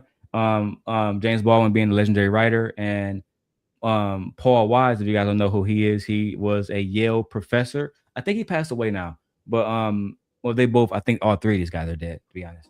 But let's watch it. I'd like to add someone to our group here. Professor Paul Weiss, a Sterling Professor of Philosophy at Yale. And I guess I don't, yes, I do have a copy of the book that he recently wrote with his son, one you may have read about in Time Magazine, called Right and Wrong. It's a dialogue between father and son. His son is here and will be out later. He's a lawyer. And Mr. Weiss is, did I mention this? Sterling Professor of Philosophy at Yale. You've seen him on the show possibly before. He's the most interesting teacher I had at Yale because he was, he didn't lecture. The class was fluid. He, I'm going to look at the timestamp. BRB. Answers questions as they're fired at him. And I'd like him to meet you if you haven't met him yet, and to meet Mr. Baldwin and Phyllis Newman. And here's Dr. Paul Weiss.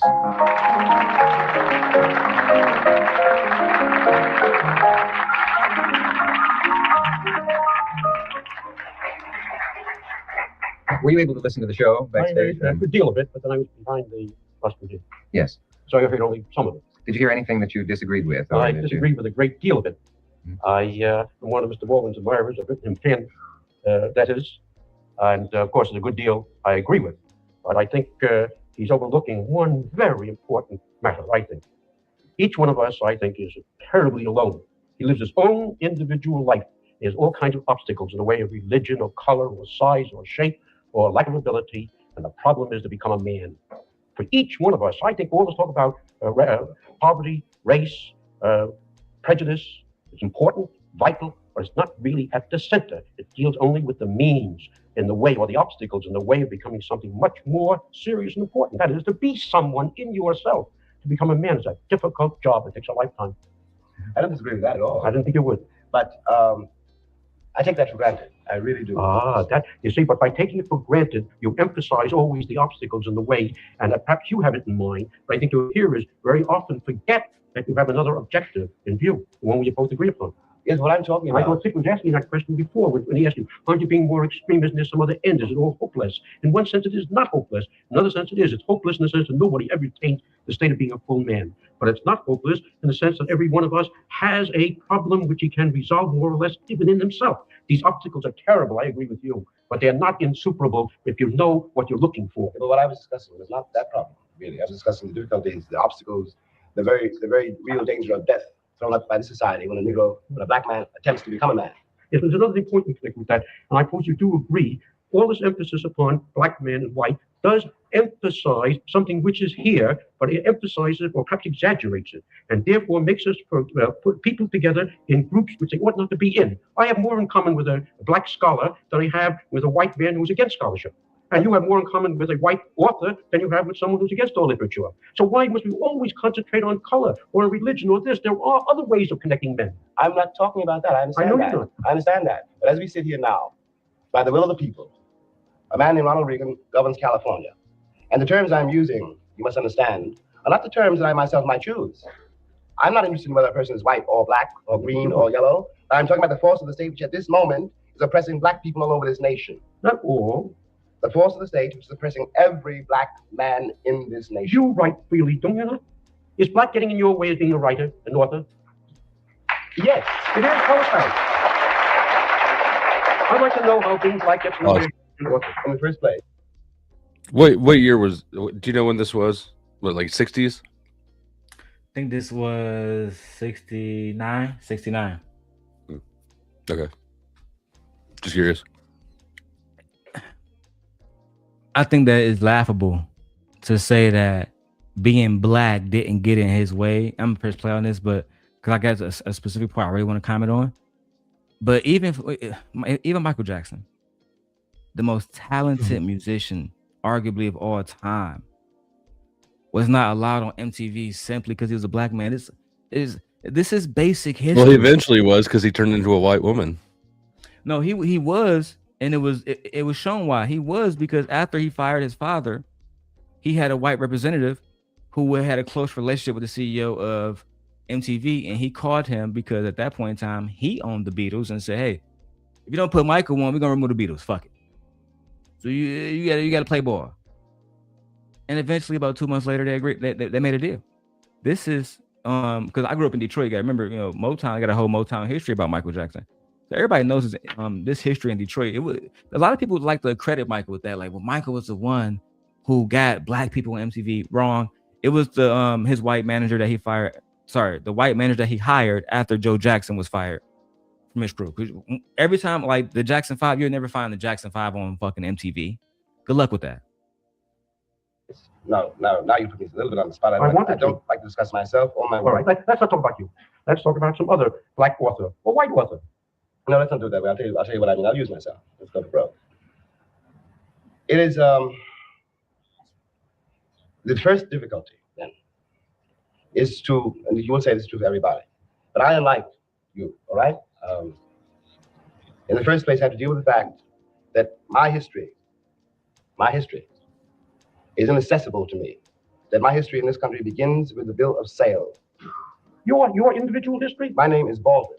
It's an old English name. That. My name is White, and it's been derived from somebody else. Maybe my great ancestor was white-haired or whatever. But you have at least the Psalms of David. I don't have them. I don't think I've read them in 10 years. That doesn't matter. Or 20. I couldn't tell you one of them. That doesn't matter. Doesn't it? No, it doesn't. One's got to face this fact. Let us say we're both black, right? We both get here at the same time, right? You come from one tribe, I come from another. You speak one language, I speak another. We cannot talk to each other. We don't know what is happening to us. We're confronting a white man with a Bible and a gun and a cross. And what you have to do, if you're going to live, is accept this stranger, this book you cannot yet read, under the gun. Wait a moment. You asked me a question, I'll do my best to answer it. Yes, but you must give me a chance to say something too. One moment. I really don't. I'm not trying to. Can I do something even more unforgivable because due to the mechanics? If we don't pause now, we may not be back for a while. So we will, and then we'll be back. Stay with me. They paused it right when he brought the fact that, again, two foreign tribes, if you know, that's if you believe this story, two foreign tribes brought here, none of them can read the Bible. Both of them have a gun and a cross pointed at them. You know the rest, man. Gentlemen, where were we? I was in the middle of the Psalms of David. Yes. Right? You can be somehow. But I was trying to make a point. The point is this simply: that one began here with a history, an identity, not only inaccessible, but also systematically and deliberately denied and destroyed. The 104 talks about the breakup of the Negro family, and it occurs to me as a very bitter kind of comment on the people who did their best to break up that family. Now to blame the family for being broken up. And suggest he wasn't doing that before I read. Well, there are no male father images. Another thing that America, even to this day, refused to acknowledge the ramifications of these actions. Actions don't just happen, and they don't like. If you don't believe me, go talk to the people of Hiroshima, Japan, right, or Hiroshima, however you want to pronounce it. Ask them if the bomb that was dropped in the 40s don't have ramifications today, right? So we have, again, on record, J. Edgar Hoover and programs that was acknowledged by Patrick Moynihan in the Moynihan Report, which was published under the Department of Labor, where they admit to breaking up the black family and having systematic ways to break up the black family. Now, later on, we have a gender war where the black family is being attacked for not being together. I actually do believe that. Yeah, I do believe that the break up the black family. Is it still happening? Is that still happening? There's no systematic. Oh, absolutely. Is it happening just to the black family still? You had to tell me, like somebody like myself, right? I don't have access to what's going on in other households, except outside of the community that I'm mostly around. Yeah, you got access to your own opinion, though. You don't have to be the thing that.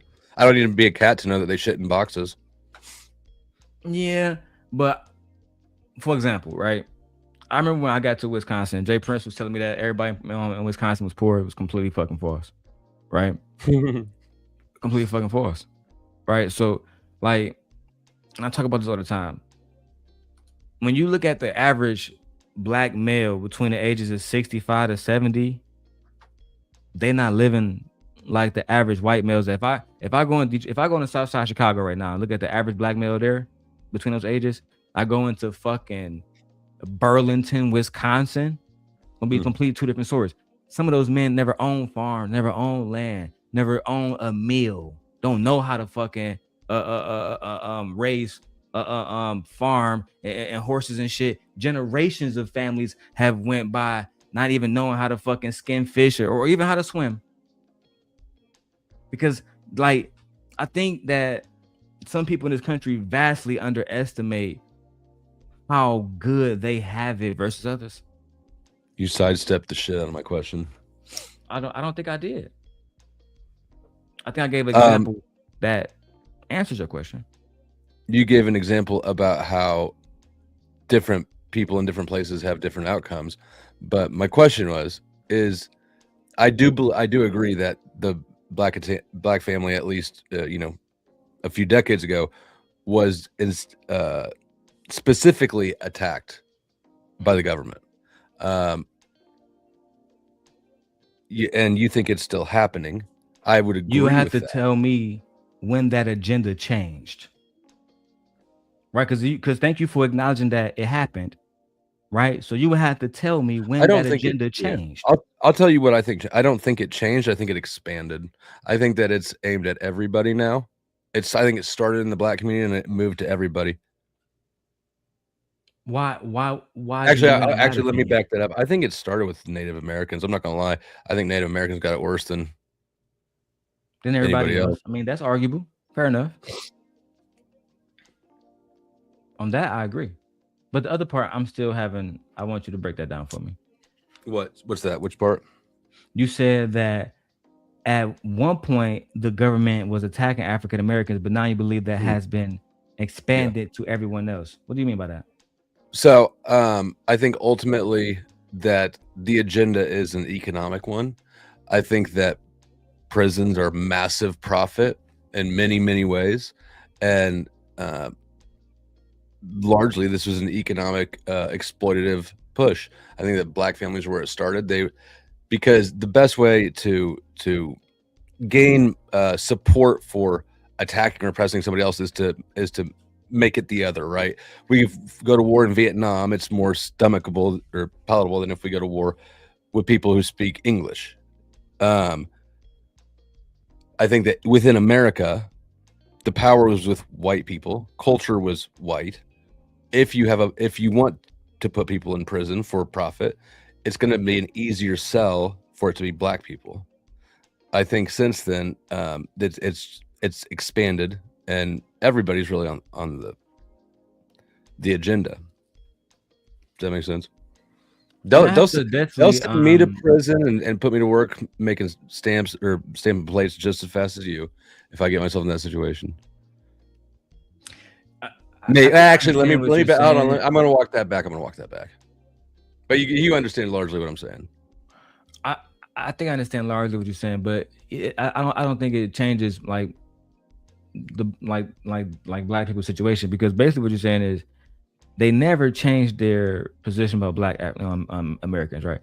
They just actually changed their position about y'all, right? If you're not, I'm presuming an elite white person, then they changed their position about y'all. So that doesn't really mean that they changed, which would mean that the systemic racism and the practices that they still practice against black people then, because they haven't changed, it would be systematic now. Classes. It's just that now those practices, which was not being placed upon you guys, are now being placed upon some of you guys. And we can now have a conversation about it being expanded, but not equal and not eradicated, which is the conversation that we should be having. I agree. I think that an issue is that the powers that be, right? We both agree there are powers that be that attack families and take advantage of people. I think it's classism. I think it's all about money. I think that attributing race to something that is inherently, I think more demonstrably, motivated by class, I think the race component distracts from the actual problem and everybody loses there. No, I agree. Okay. I agree. Wait, how do you? I Okay. like this Dick Cavett one, but let's go back to Tatum, man. Did we? Oh yes, I didn't mean to distract. I know you're on a time limit or something. Oh no, you're good, bro. No. I usually keep it to 3 hours, so we got like an hour and a half. You know what I'm saying? Oh, okay, you're good to go. White things are right and wrong, and if something's right, it's right, and it's wrong, it's wrong, and that's But it. baby, like we said before, it's really the white person is the problem. Well, Like, yes. The pivotal point in their history was Trayvon Martin, and he had to sit and listen to her. And George Trayvon Zimmerman Martin wasn't even white. killed by police officers. Or a white person. was Zimmerman Mexican. wasn't even really white. Exactly. And Zimmerman that is a point. got off because technically the law was in his favor based on the eyewitness testimony. So it really wasn't. Was George Zimmerman white? Nah, he was Mexican or Hispanic. From my understanding, when we were able to get access to a police report many years ago, George Zimmerman is a white man of Peruvian heritage. What's that mean? How do you be the two things? So, I think the Can best thing to do is to have, you be a white man of African heritage? You can. Like Elon Musk? Would that be like Elon Musk? Yeah. Like, and it's Okay. crazy. There's actually, like, for example, Team Fatty, he's African American. Sorry, he's African of Portuguese heritage.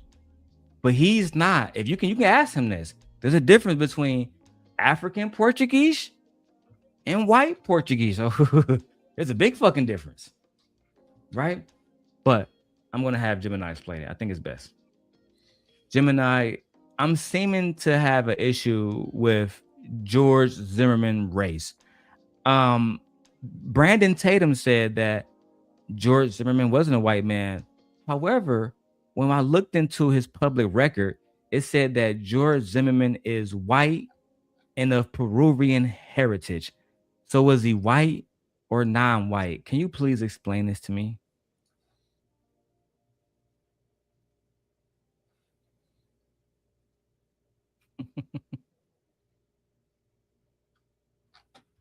Dun, dun, dun, dun, dun, dun, dun, dun. In the United States demographic system, Hispanic is an ethnicity, not a race, meaning a person can be ethnically Hispanic and racially white. George Zimmerman has a white American father and a Peruvian mother, which is why public and official records categorize him as a white Hispanic. Damn. Commentators like Brandon Tatum emphasize his Hispanic Peruvian background to argue against Damn, describing him Gemini strictly knows you as a too white good. man, while standard government classifications still record his race as white alongside his Hispanic ethnicity.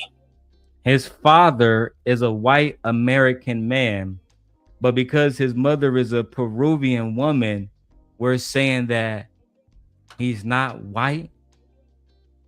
He's both. I mean, I don't know. Yeah. Okay. All right. Let's go. Some crazy injustice that happened. I think it was wrong. I think the guy Zimmerman should have went to prison. Yes. But when you look at the law and you look at the witnesses and what was proven, what wasn't proven, it was really no choice for him to get off. The law says he can stand your ground. Trayvon was beating his head into the ground. Really no choice for him to get off. The law says he can stand your ground. Trayvon was beating his head into the ground. Is that what happened? Not from my understanding. Is that what happened? And that's the part that, truth be told, if this was a different time, I want to handle this a different way for Mr. Tatum. Real talk. You're talking about a dead kid right now, gang. You're saying that Trayvon was beating Mr. Zimmerman head into the ground. Do you know that George Zimmerman was brought on the stand to testify for himself? And by his own account, he said that Trayvon Martin never put a hand on him. By George Zimmerman's own testimony. But that shit I was just telling Flow State about. You want to demonize a black boy so badly and misrepresent the entire situation to make George Zimmerman look better. Because you're a fucking coon. What? So how? Oh, go ahead. How do you interpret? Like, suss out what you think he would be motivated by to carry this narrative. Money. Which is fun. Like, by like some Other nefarious individuals cause, who think or like him the who wanna push fact this. that we're talking about it right now, and the racial component actually brings attention when he does things like this, takes racial positions. The I black agree. guy who takes white sides is both infuriating and enticing, depending on who you are. Right? It works well for him. It does. But whether it works well for him or not, you know, it worked for Charlie Kirk for a while. It worked for people until it don't work. For a while. Right? People have karma. Yeah. At the end of the day, what happens if your kid died? Brandon Tatum? Maybe I'll go live and get money like you're doing now and mischaracterize the whole situation. But I think it's worth pointing out that the causal system of him taking that position, because I agree he's motivated by self-interest and money. We're sitting here talking about him. We're contributing to him taking the position that you're pointing out saying is unjust. We gotta take a little accountability and a little intellectual honesty and look and say this is a whole chain. The American obsession with race is what has created the obsession with race to a large extent. We're part of it. We're doing it right now. No, I disagree. What I'm doing is calling out racism in a way to show the hypocrisy, right? I'm not giving him any promotion, right? If people want to make that argument, then I will allow that argument to be made. But the only thing that I'm doing is calling out the facts from the lies, like the lies that I just called out when he said that Trayvon Martin was beating the shit out of George Zimmerman. That's a lie. That's a brutal, malicious lie about a dead child, right? So even if I'm promoting him, if that's what it's going to take to call it the hypocrisy, then so be it.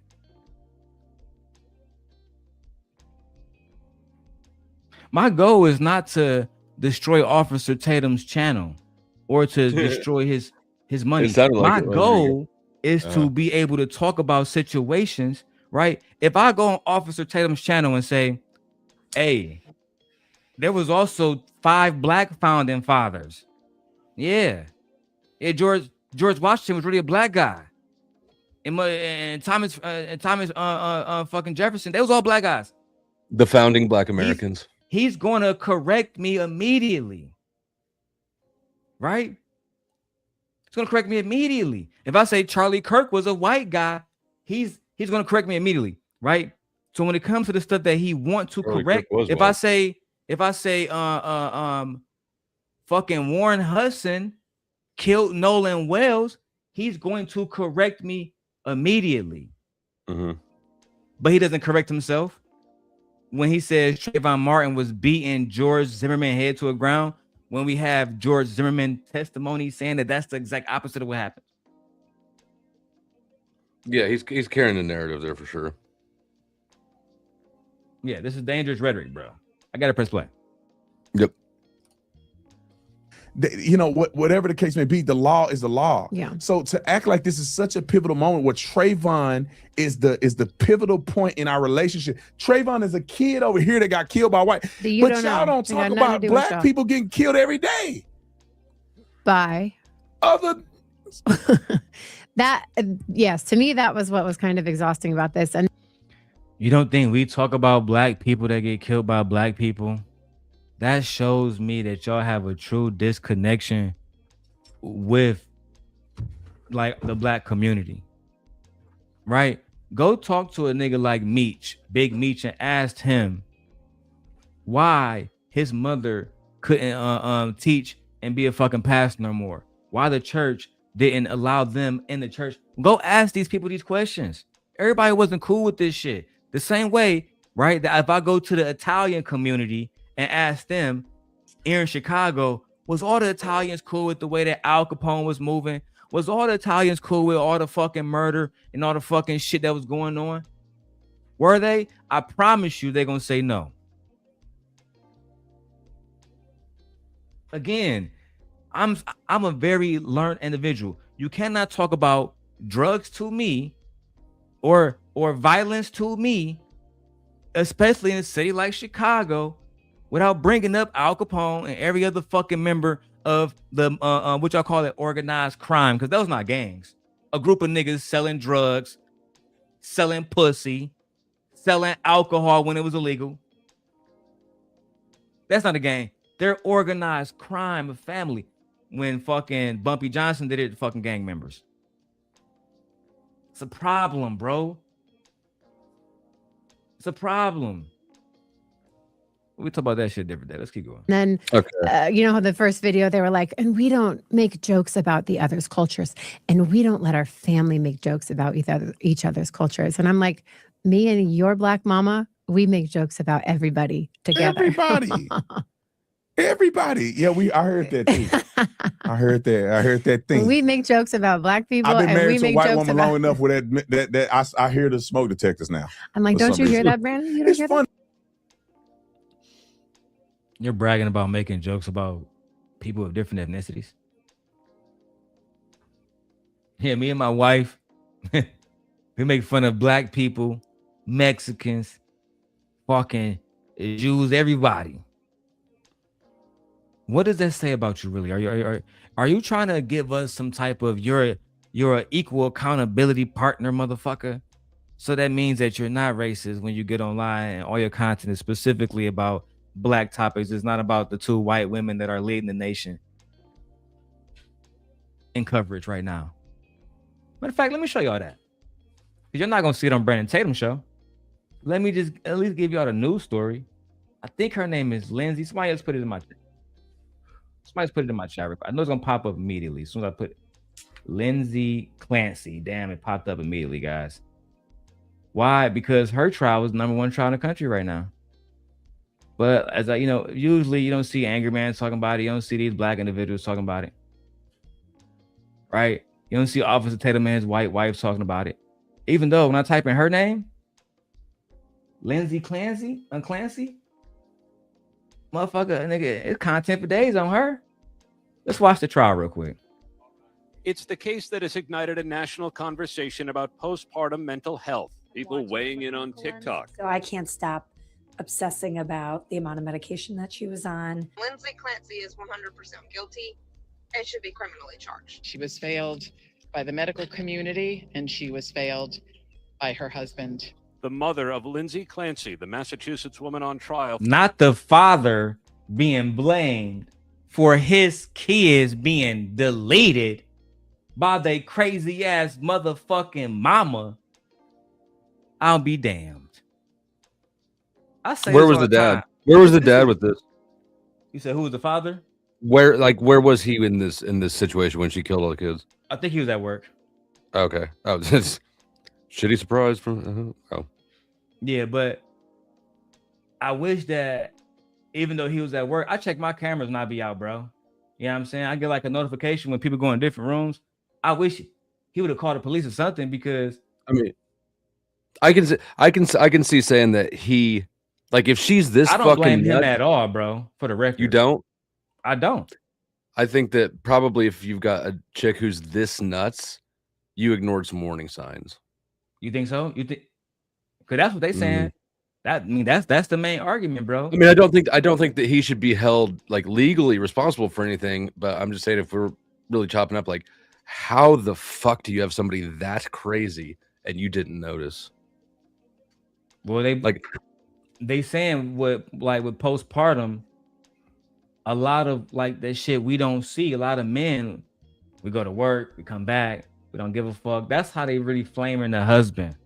But I think that if we was sympathetic to fucking Jeff Metcalf, who called Carmelo the watermelon felon, then I'm gonna be sympathetic to this father who not just lost one fucking kid, he lost 3 babies, bro.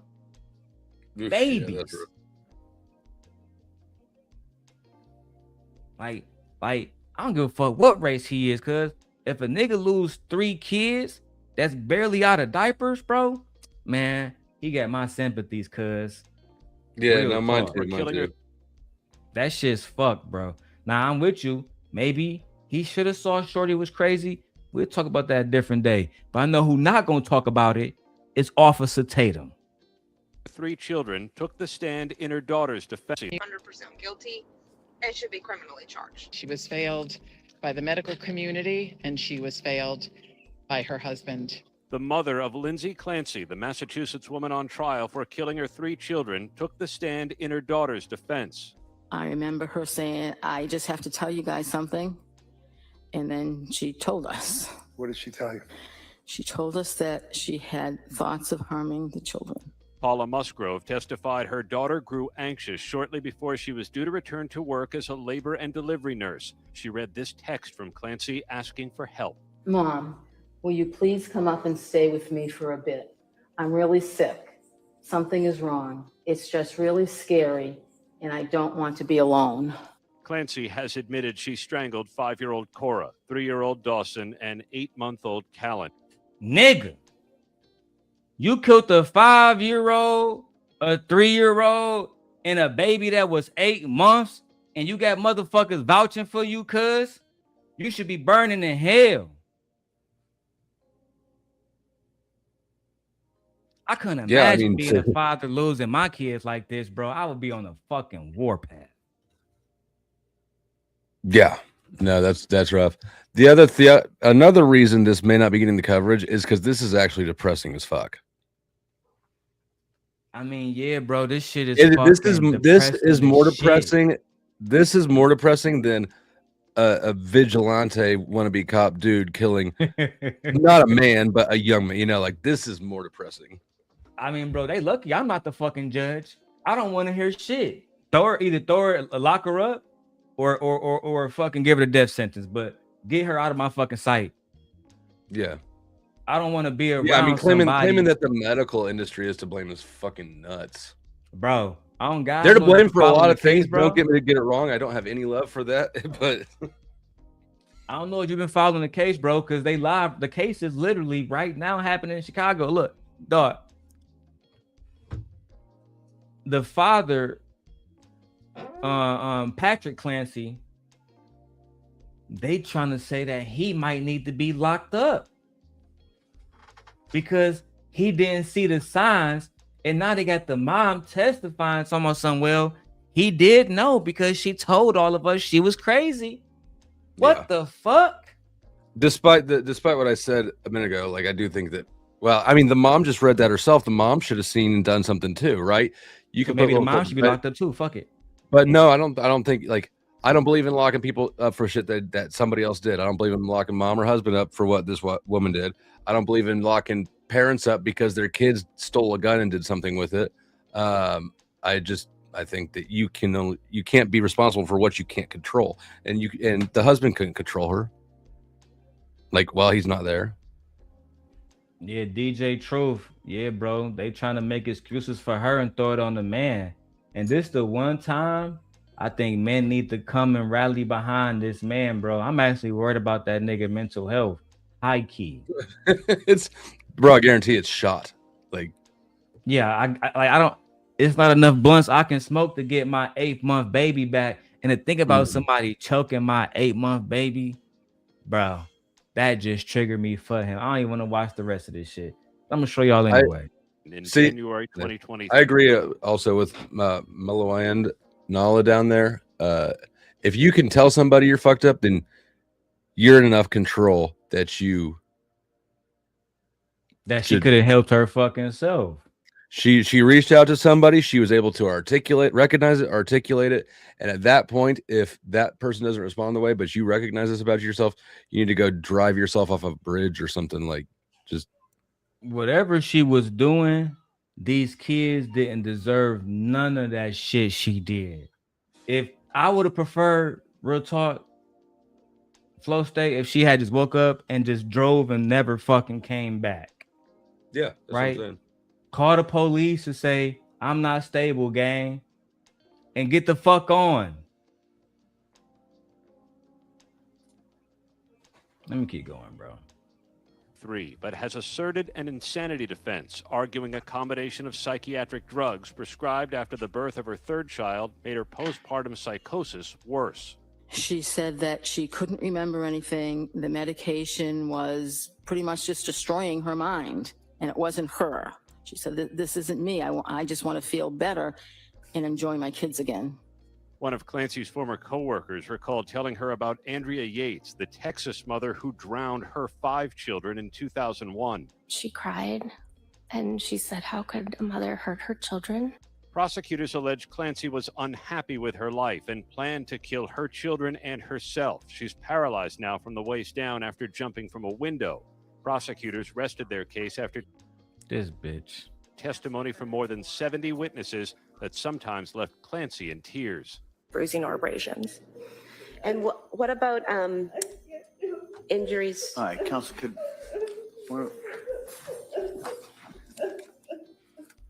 how you in court crying, telling some you can't do this when you just took out your own kids, gang? Let me finish this Tatum shit up, man. I'm gonna get triggered and go off. I already this is what I'm saying. This is why nobody's covering this shit. Let's get back to the race baiting. That's better. Fine. Let me tell you that. How exhausting, and this could just be, everyone's different, that's fine. But how exhausting to be in like a relationship where you can't joke about each other's cultures. Like if I was married to an Indian or a Mexican, like, you know what I mean? My sister-in-law's Mexican, and we make jokes about each other's cultures. Like this. You know why you're not making those jokes now? Why you can't make an example of those jokes? Because you don't want to get your fucking husband canceled. That's why. And you don't want to have a fucking million clips on World Star and Spiritual World and every other fucking network on fucking Instagram clipping you. You don't want that. That's why you say you make those jokes. Always be crazy. Like, I used to tell Fatty when he was like, oh, yeah, it was just a joke. Okay, if it was just a joke, repeat the joke then. Make us laugh. Make me laugh. I don't think, are people still getting canceled for racial insensitivity? I think racism is basically acceptable now. Look at Myron Gaines. That motherfucker's racist all over the place. He's huge podcast. But he has an audience that's predominantly white. I'll give you a good example. Brian McKnight, right? Brian McKnight was one of black people's fucking pillars of R&B. And then he got with a white woman, named his new kid Brian McKnight. And the black people turn their back on him to the point where he can't even fucking sell a fucking show now. And because his audience, because his music was predominantly R&B, which is, you know, at that point was very, very, very black.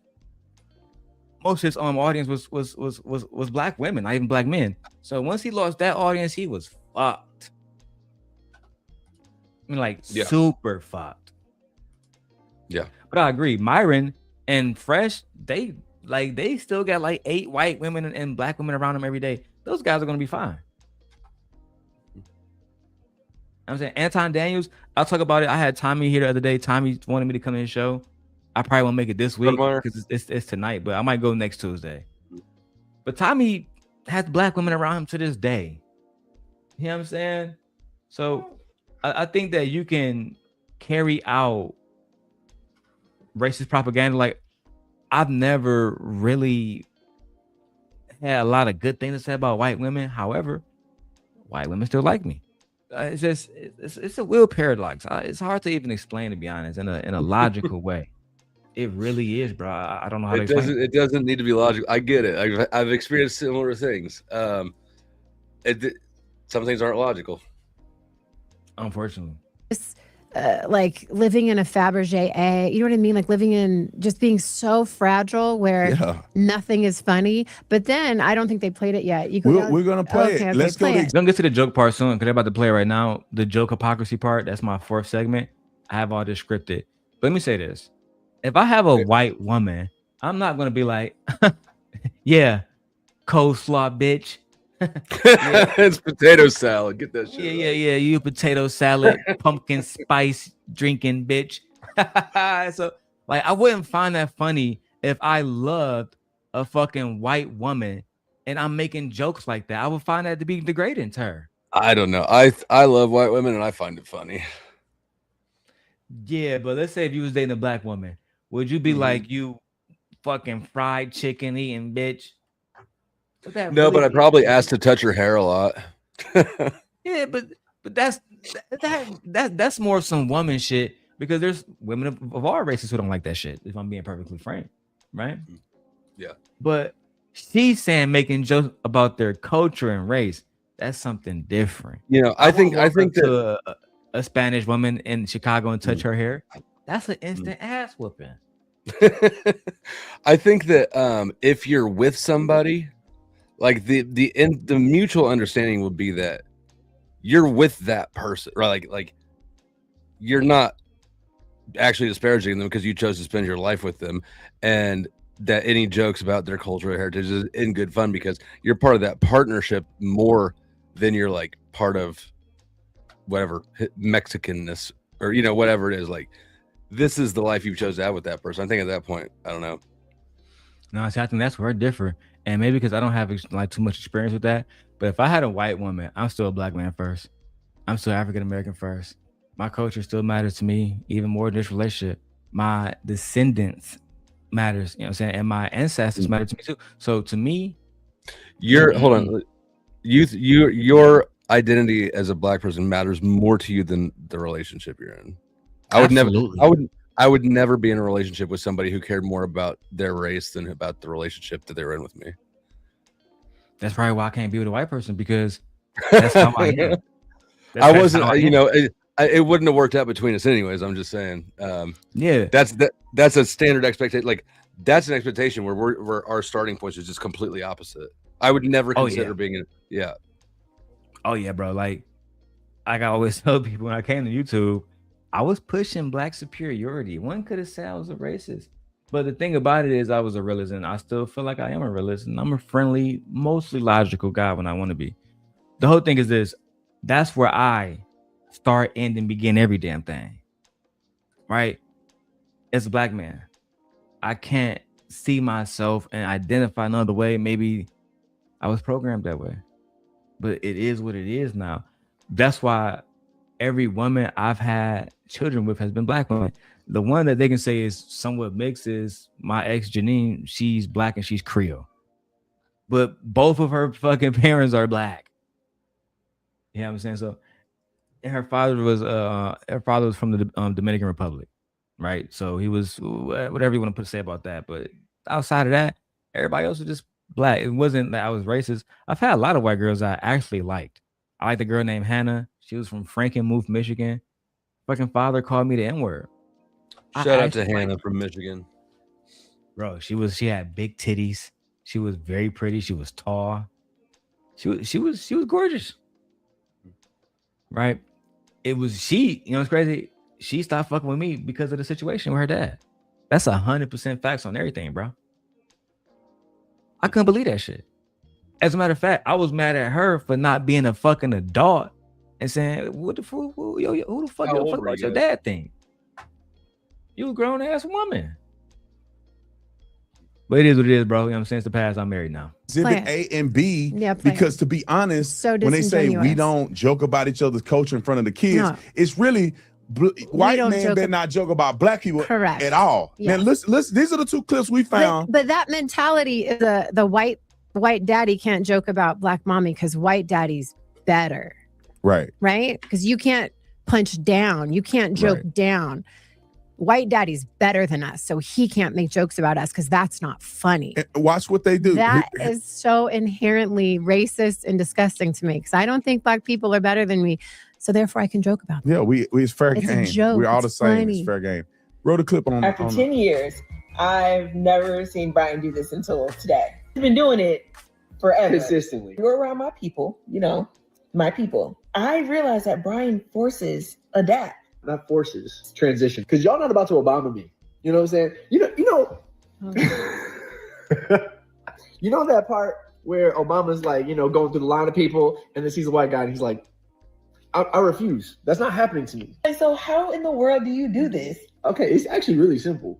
Hey. So they go with the whole white, but to pause it. Yeah. So you got the white man that goes around a making the black handshake. family, and he now got to dap up black people because that's what they do. But I don't. What's the problem, Tatum? What's the problem? When I step into another man's house, I abide by the traditions and rules of his house. Funny enough, my wife has a friend named Amber who has a white husband. We just went to go visit them maybe about a year ago now. he said, Darrel, I know you smoke a lot, Darrel. I heard you smoke every fucking day. I said, yeah, I do. He said, we can't smoke in this house. I mean, why not? Well, my daughter just had kids. My grandkids are here. So I can't allow that. You know what I did? Respected his fucking house. I didn't say, come on now, you trying to treat me like a nigga because you a white man? I don't give a fuck about that. This is a man. This is a man who has built his home with his family. He's asking for something that's really trivial. Can you go and just smoke outside, smoke in your car, smoke in the backyard, do any fucking thing except smoke in the house? I said, okay, yeah. That's easy to abide by. He didn't say, hey, there's a toilet in the backyard that say niggas only. You got to use that toilet. He didn't say that. I mean, sometimes there's a difference between like respect and just getting along with the family. That's why I see that video as he's just getting along with the family, man. My bad. Go ahead, Flo State. My bad, bro. No, that situation, like, why did you pointed out that you didn't treat it as him being racist. Why would you even consider it? Like the fact that you point out that you didn't treat it that way is surprising to me. Which situation specifically? What that was asking you to not smoke in the house. Like, yeah, because I met some dudes, right, who feel like when white people try to give them any kind of command or whatever, or they get all uppity about it. They act like it's about race. Mm-hmm. But it's not about that, or it's about superiority. Okay, yeah. When I like to really analyze the situation before I like deliver a verdict. And in his situation with Tyrell, he would just ask me, yeah, bro, I don't even smoke in the house. Mm-hmm. You know what I'm saying? So I said, fuck it. At that time I had rented a Mustang. I said, bro, we can go smoke in the Mustang. Mm-hmm. And that's what we did. But it wasn't even about him. I found out his wife don't want smoke around the kids and shit. Which is, that's perfectly logical. Yeah. Even I didn't smoke in the house for my whole life until I started doing this YouTube shit. And then even now I just smoke in this room. But I misunderstood. I misunderstood the point you're making with that. It makes sense. Yeah. Because so like to Tatum's point, I don't think that this moment with the content creators is a racist one because he just want to dap them guys up and do what the black guys do. He's becoming acclimated to the culture that his wife come from, so they can become more comfortable around him and more accepted of him. That's not a problem. I still think that, you know, I'm still going back to what we disagreed on earlier. I still think it's an inversion of priorities. But no, it's not my family. So I agree. Hey, I'm about to get out of here. I got to get some lunch, but let me ask you one question before I go. The phrase black neighborhood, right? Yeah. Is used to describe poor neighborhoods. Fair enough. Do you ghetto neighborhoods, dangerous neighborhoods? How do you feel? Do you feel any sort of way about that? Do you think that that's racist? Yeah, racist, self-defeating, counterproductive. Like, true. I think it's true. When you look at predominantly black neighborhoods, as we talked about earlier, these are not neighborhoods where the men that are part of neighborhoods, do they own a Ford? Do they own a I mean, if they own a Ford, the Chevy neighborhood is where you really want to be. But you get what I'm saying, right? All of like when you go to Detroit, Michigan, I can only like relate back to where I'm from, and you go to the surrounding areas. I took my wife there actually. I said, wife, you know what's crazy? About 6 miles outside of Detroit is the richest county in Michigan. It's called Oakland County, and if you go there, you'll see Lamborghinis, you'll see fucking Bugattis. It's almost like you're not 6 miles outside of Detroit. And guess what? No crime happens there. The gangsters don't come there and rob them niggas and take all their fine things. Why is that? Because they know better.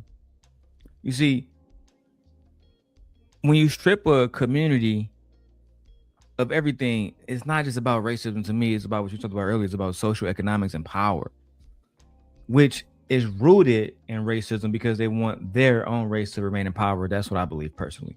At the end of the day, though, when you talk about poor black cities, the difference between a poor black city and a poor white city is that poor white man, more than likely, like for example, Charlie Kirk grew up in Wheeling, Illinois. That's considered a poor white city, right? When you compare it to a city like Northbrook, Illinois, or Wilmette, Illinois, where there's fucking billionaires. However, when you look at Wheeling High School, where Charlie Kirk went to high school at, and you look at, I don't know, any fucking school on the south side of Chicago, you'll see the differences between poor whites, poor blacks. And then you can look at the community resources in those same neighborhoods. I think those are defining differences. And before you go, I'll end it here to give you a real life example. Yeah. Everybody know I went to Central Michigan, lived in Mount Pleasant, Michigan for years. My brother, when he got out of jail, he was trying to become a fucking truck driver. They was charging this motherfucker like $2,000 in Detroit. Couldn't find nobody to do it. He didn't have the money, right? I said, bro, come live with me in Mount Pleasant for a while. You know what I'm saying? Get this shit off your mind. He found a program in Mount Pleasant that allows you to get your trucking license for fucking free. Ever since that day, he's a fucking truck. He's a truck driver. That's why his channel is called the Trading Trucker. At the end of the day, when I found out that there was individuals that was graduating, I think they was doing like 50 people per class. It was like every 3 months, and they was graduating people that was going in and making $100,000 with no investment, zero, just showing up.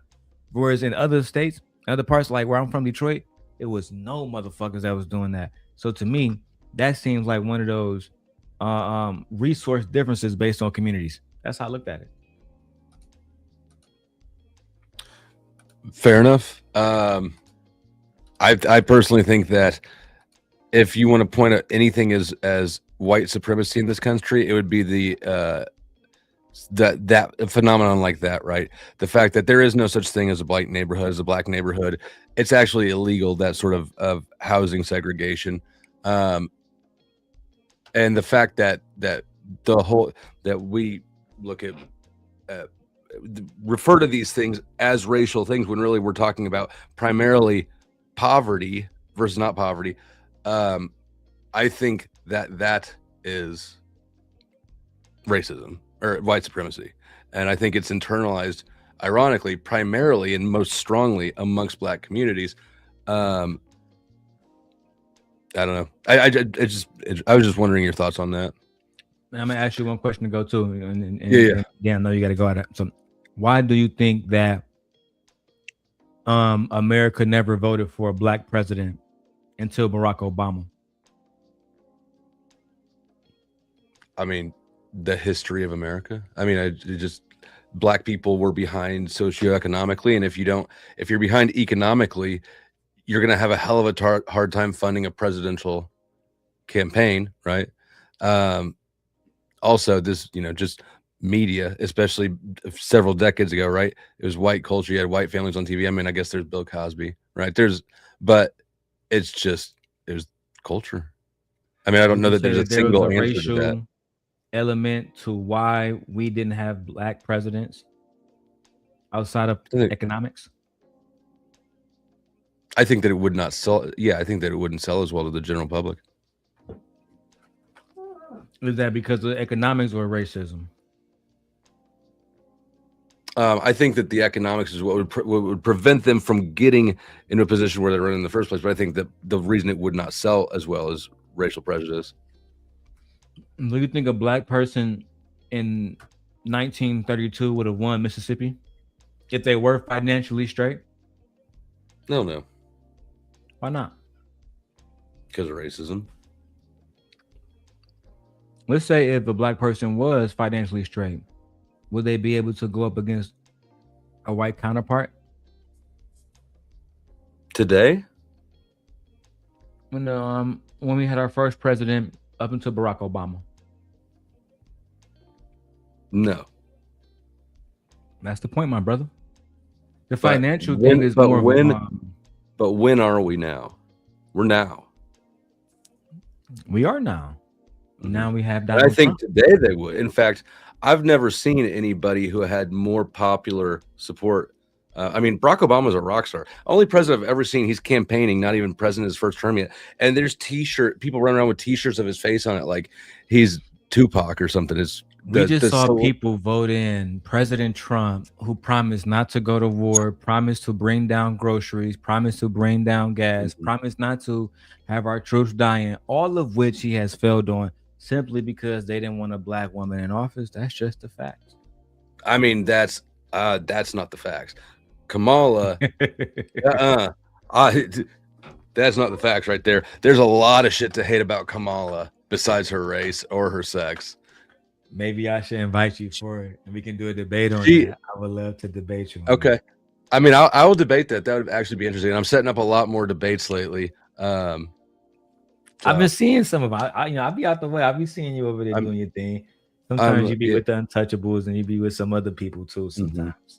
I just got back from I did some debates at Debaticon, the event before it in Dallas recently, and then looks like on the 11th I'll probably be in Nashville debating, hopefully debating Enrique Tarrio, the president of the Proud Boys, the Puerto Rican guy. Yeah. So it's about 80% sure it's locked. It's not all the way locked in yet, but I'm hoping to about. And the topic would be whether, because I'm sure we both think that January 6th was a honeypot, but I think Trump was in on it and lured people, and he is a pro-Trump person. So, but yeah, anyways, if you want to do a debate sometime, let's do it. We can set it up. All right, man. Get in contact with me and I'll be in touch with you too. Thank you for having me. I appreciate you, man. That was a good conversation, guys. Let's go ahead and wrap up Officer Tatum's wife, though. Let's go.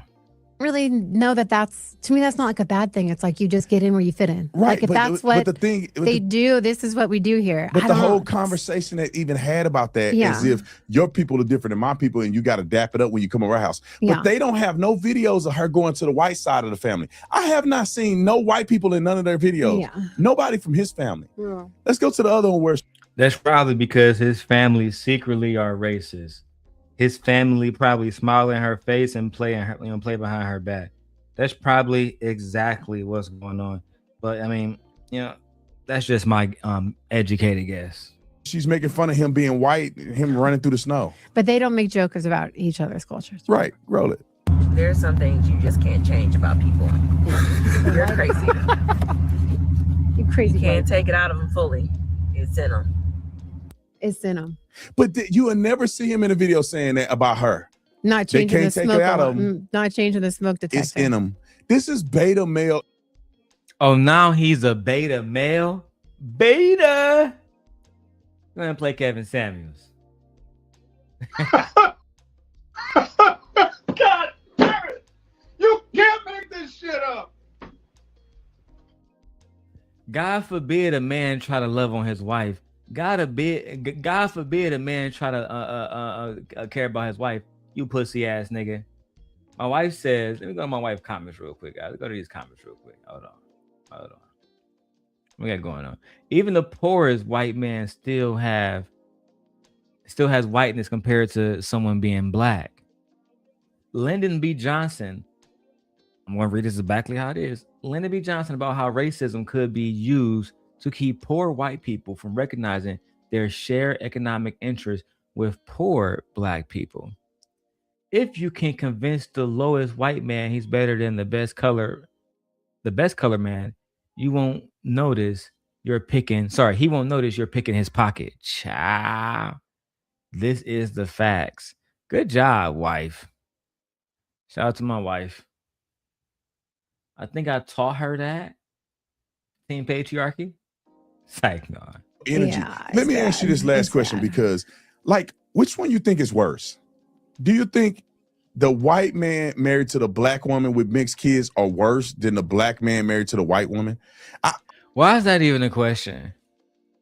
You know how weird that is? Hey, which one is worse? The black man married to the white woman with kids or the black woman married to the white man with kids? Which one was?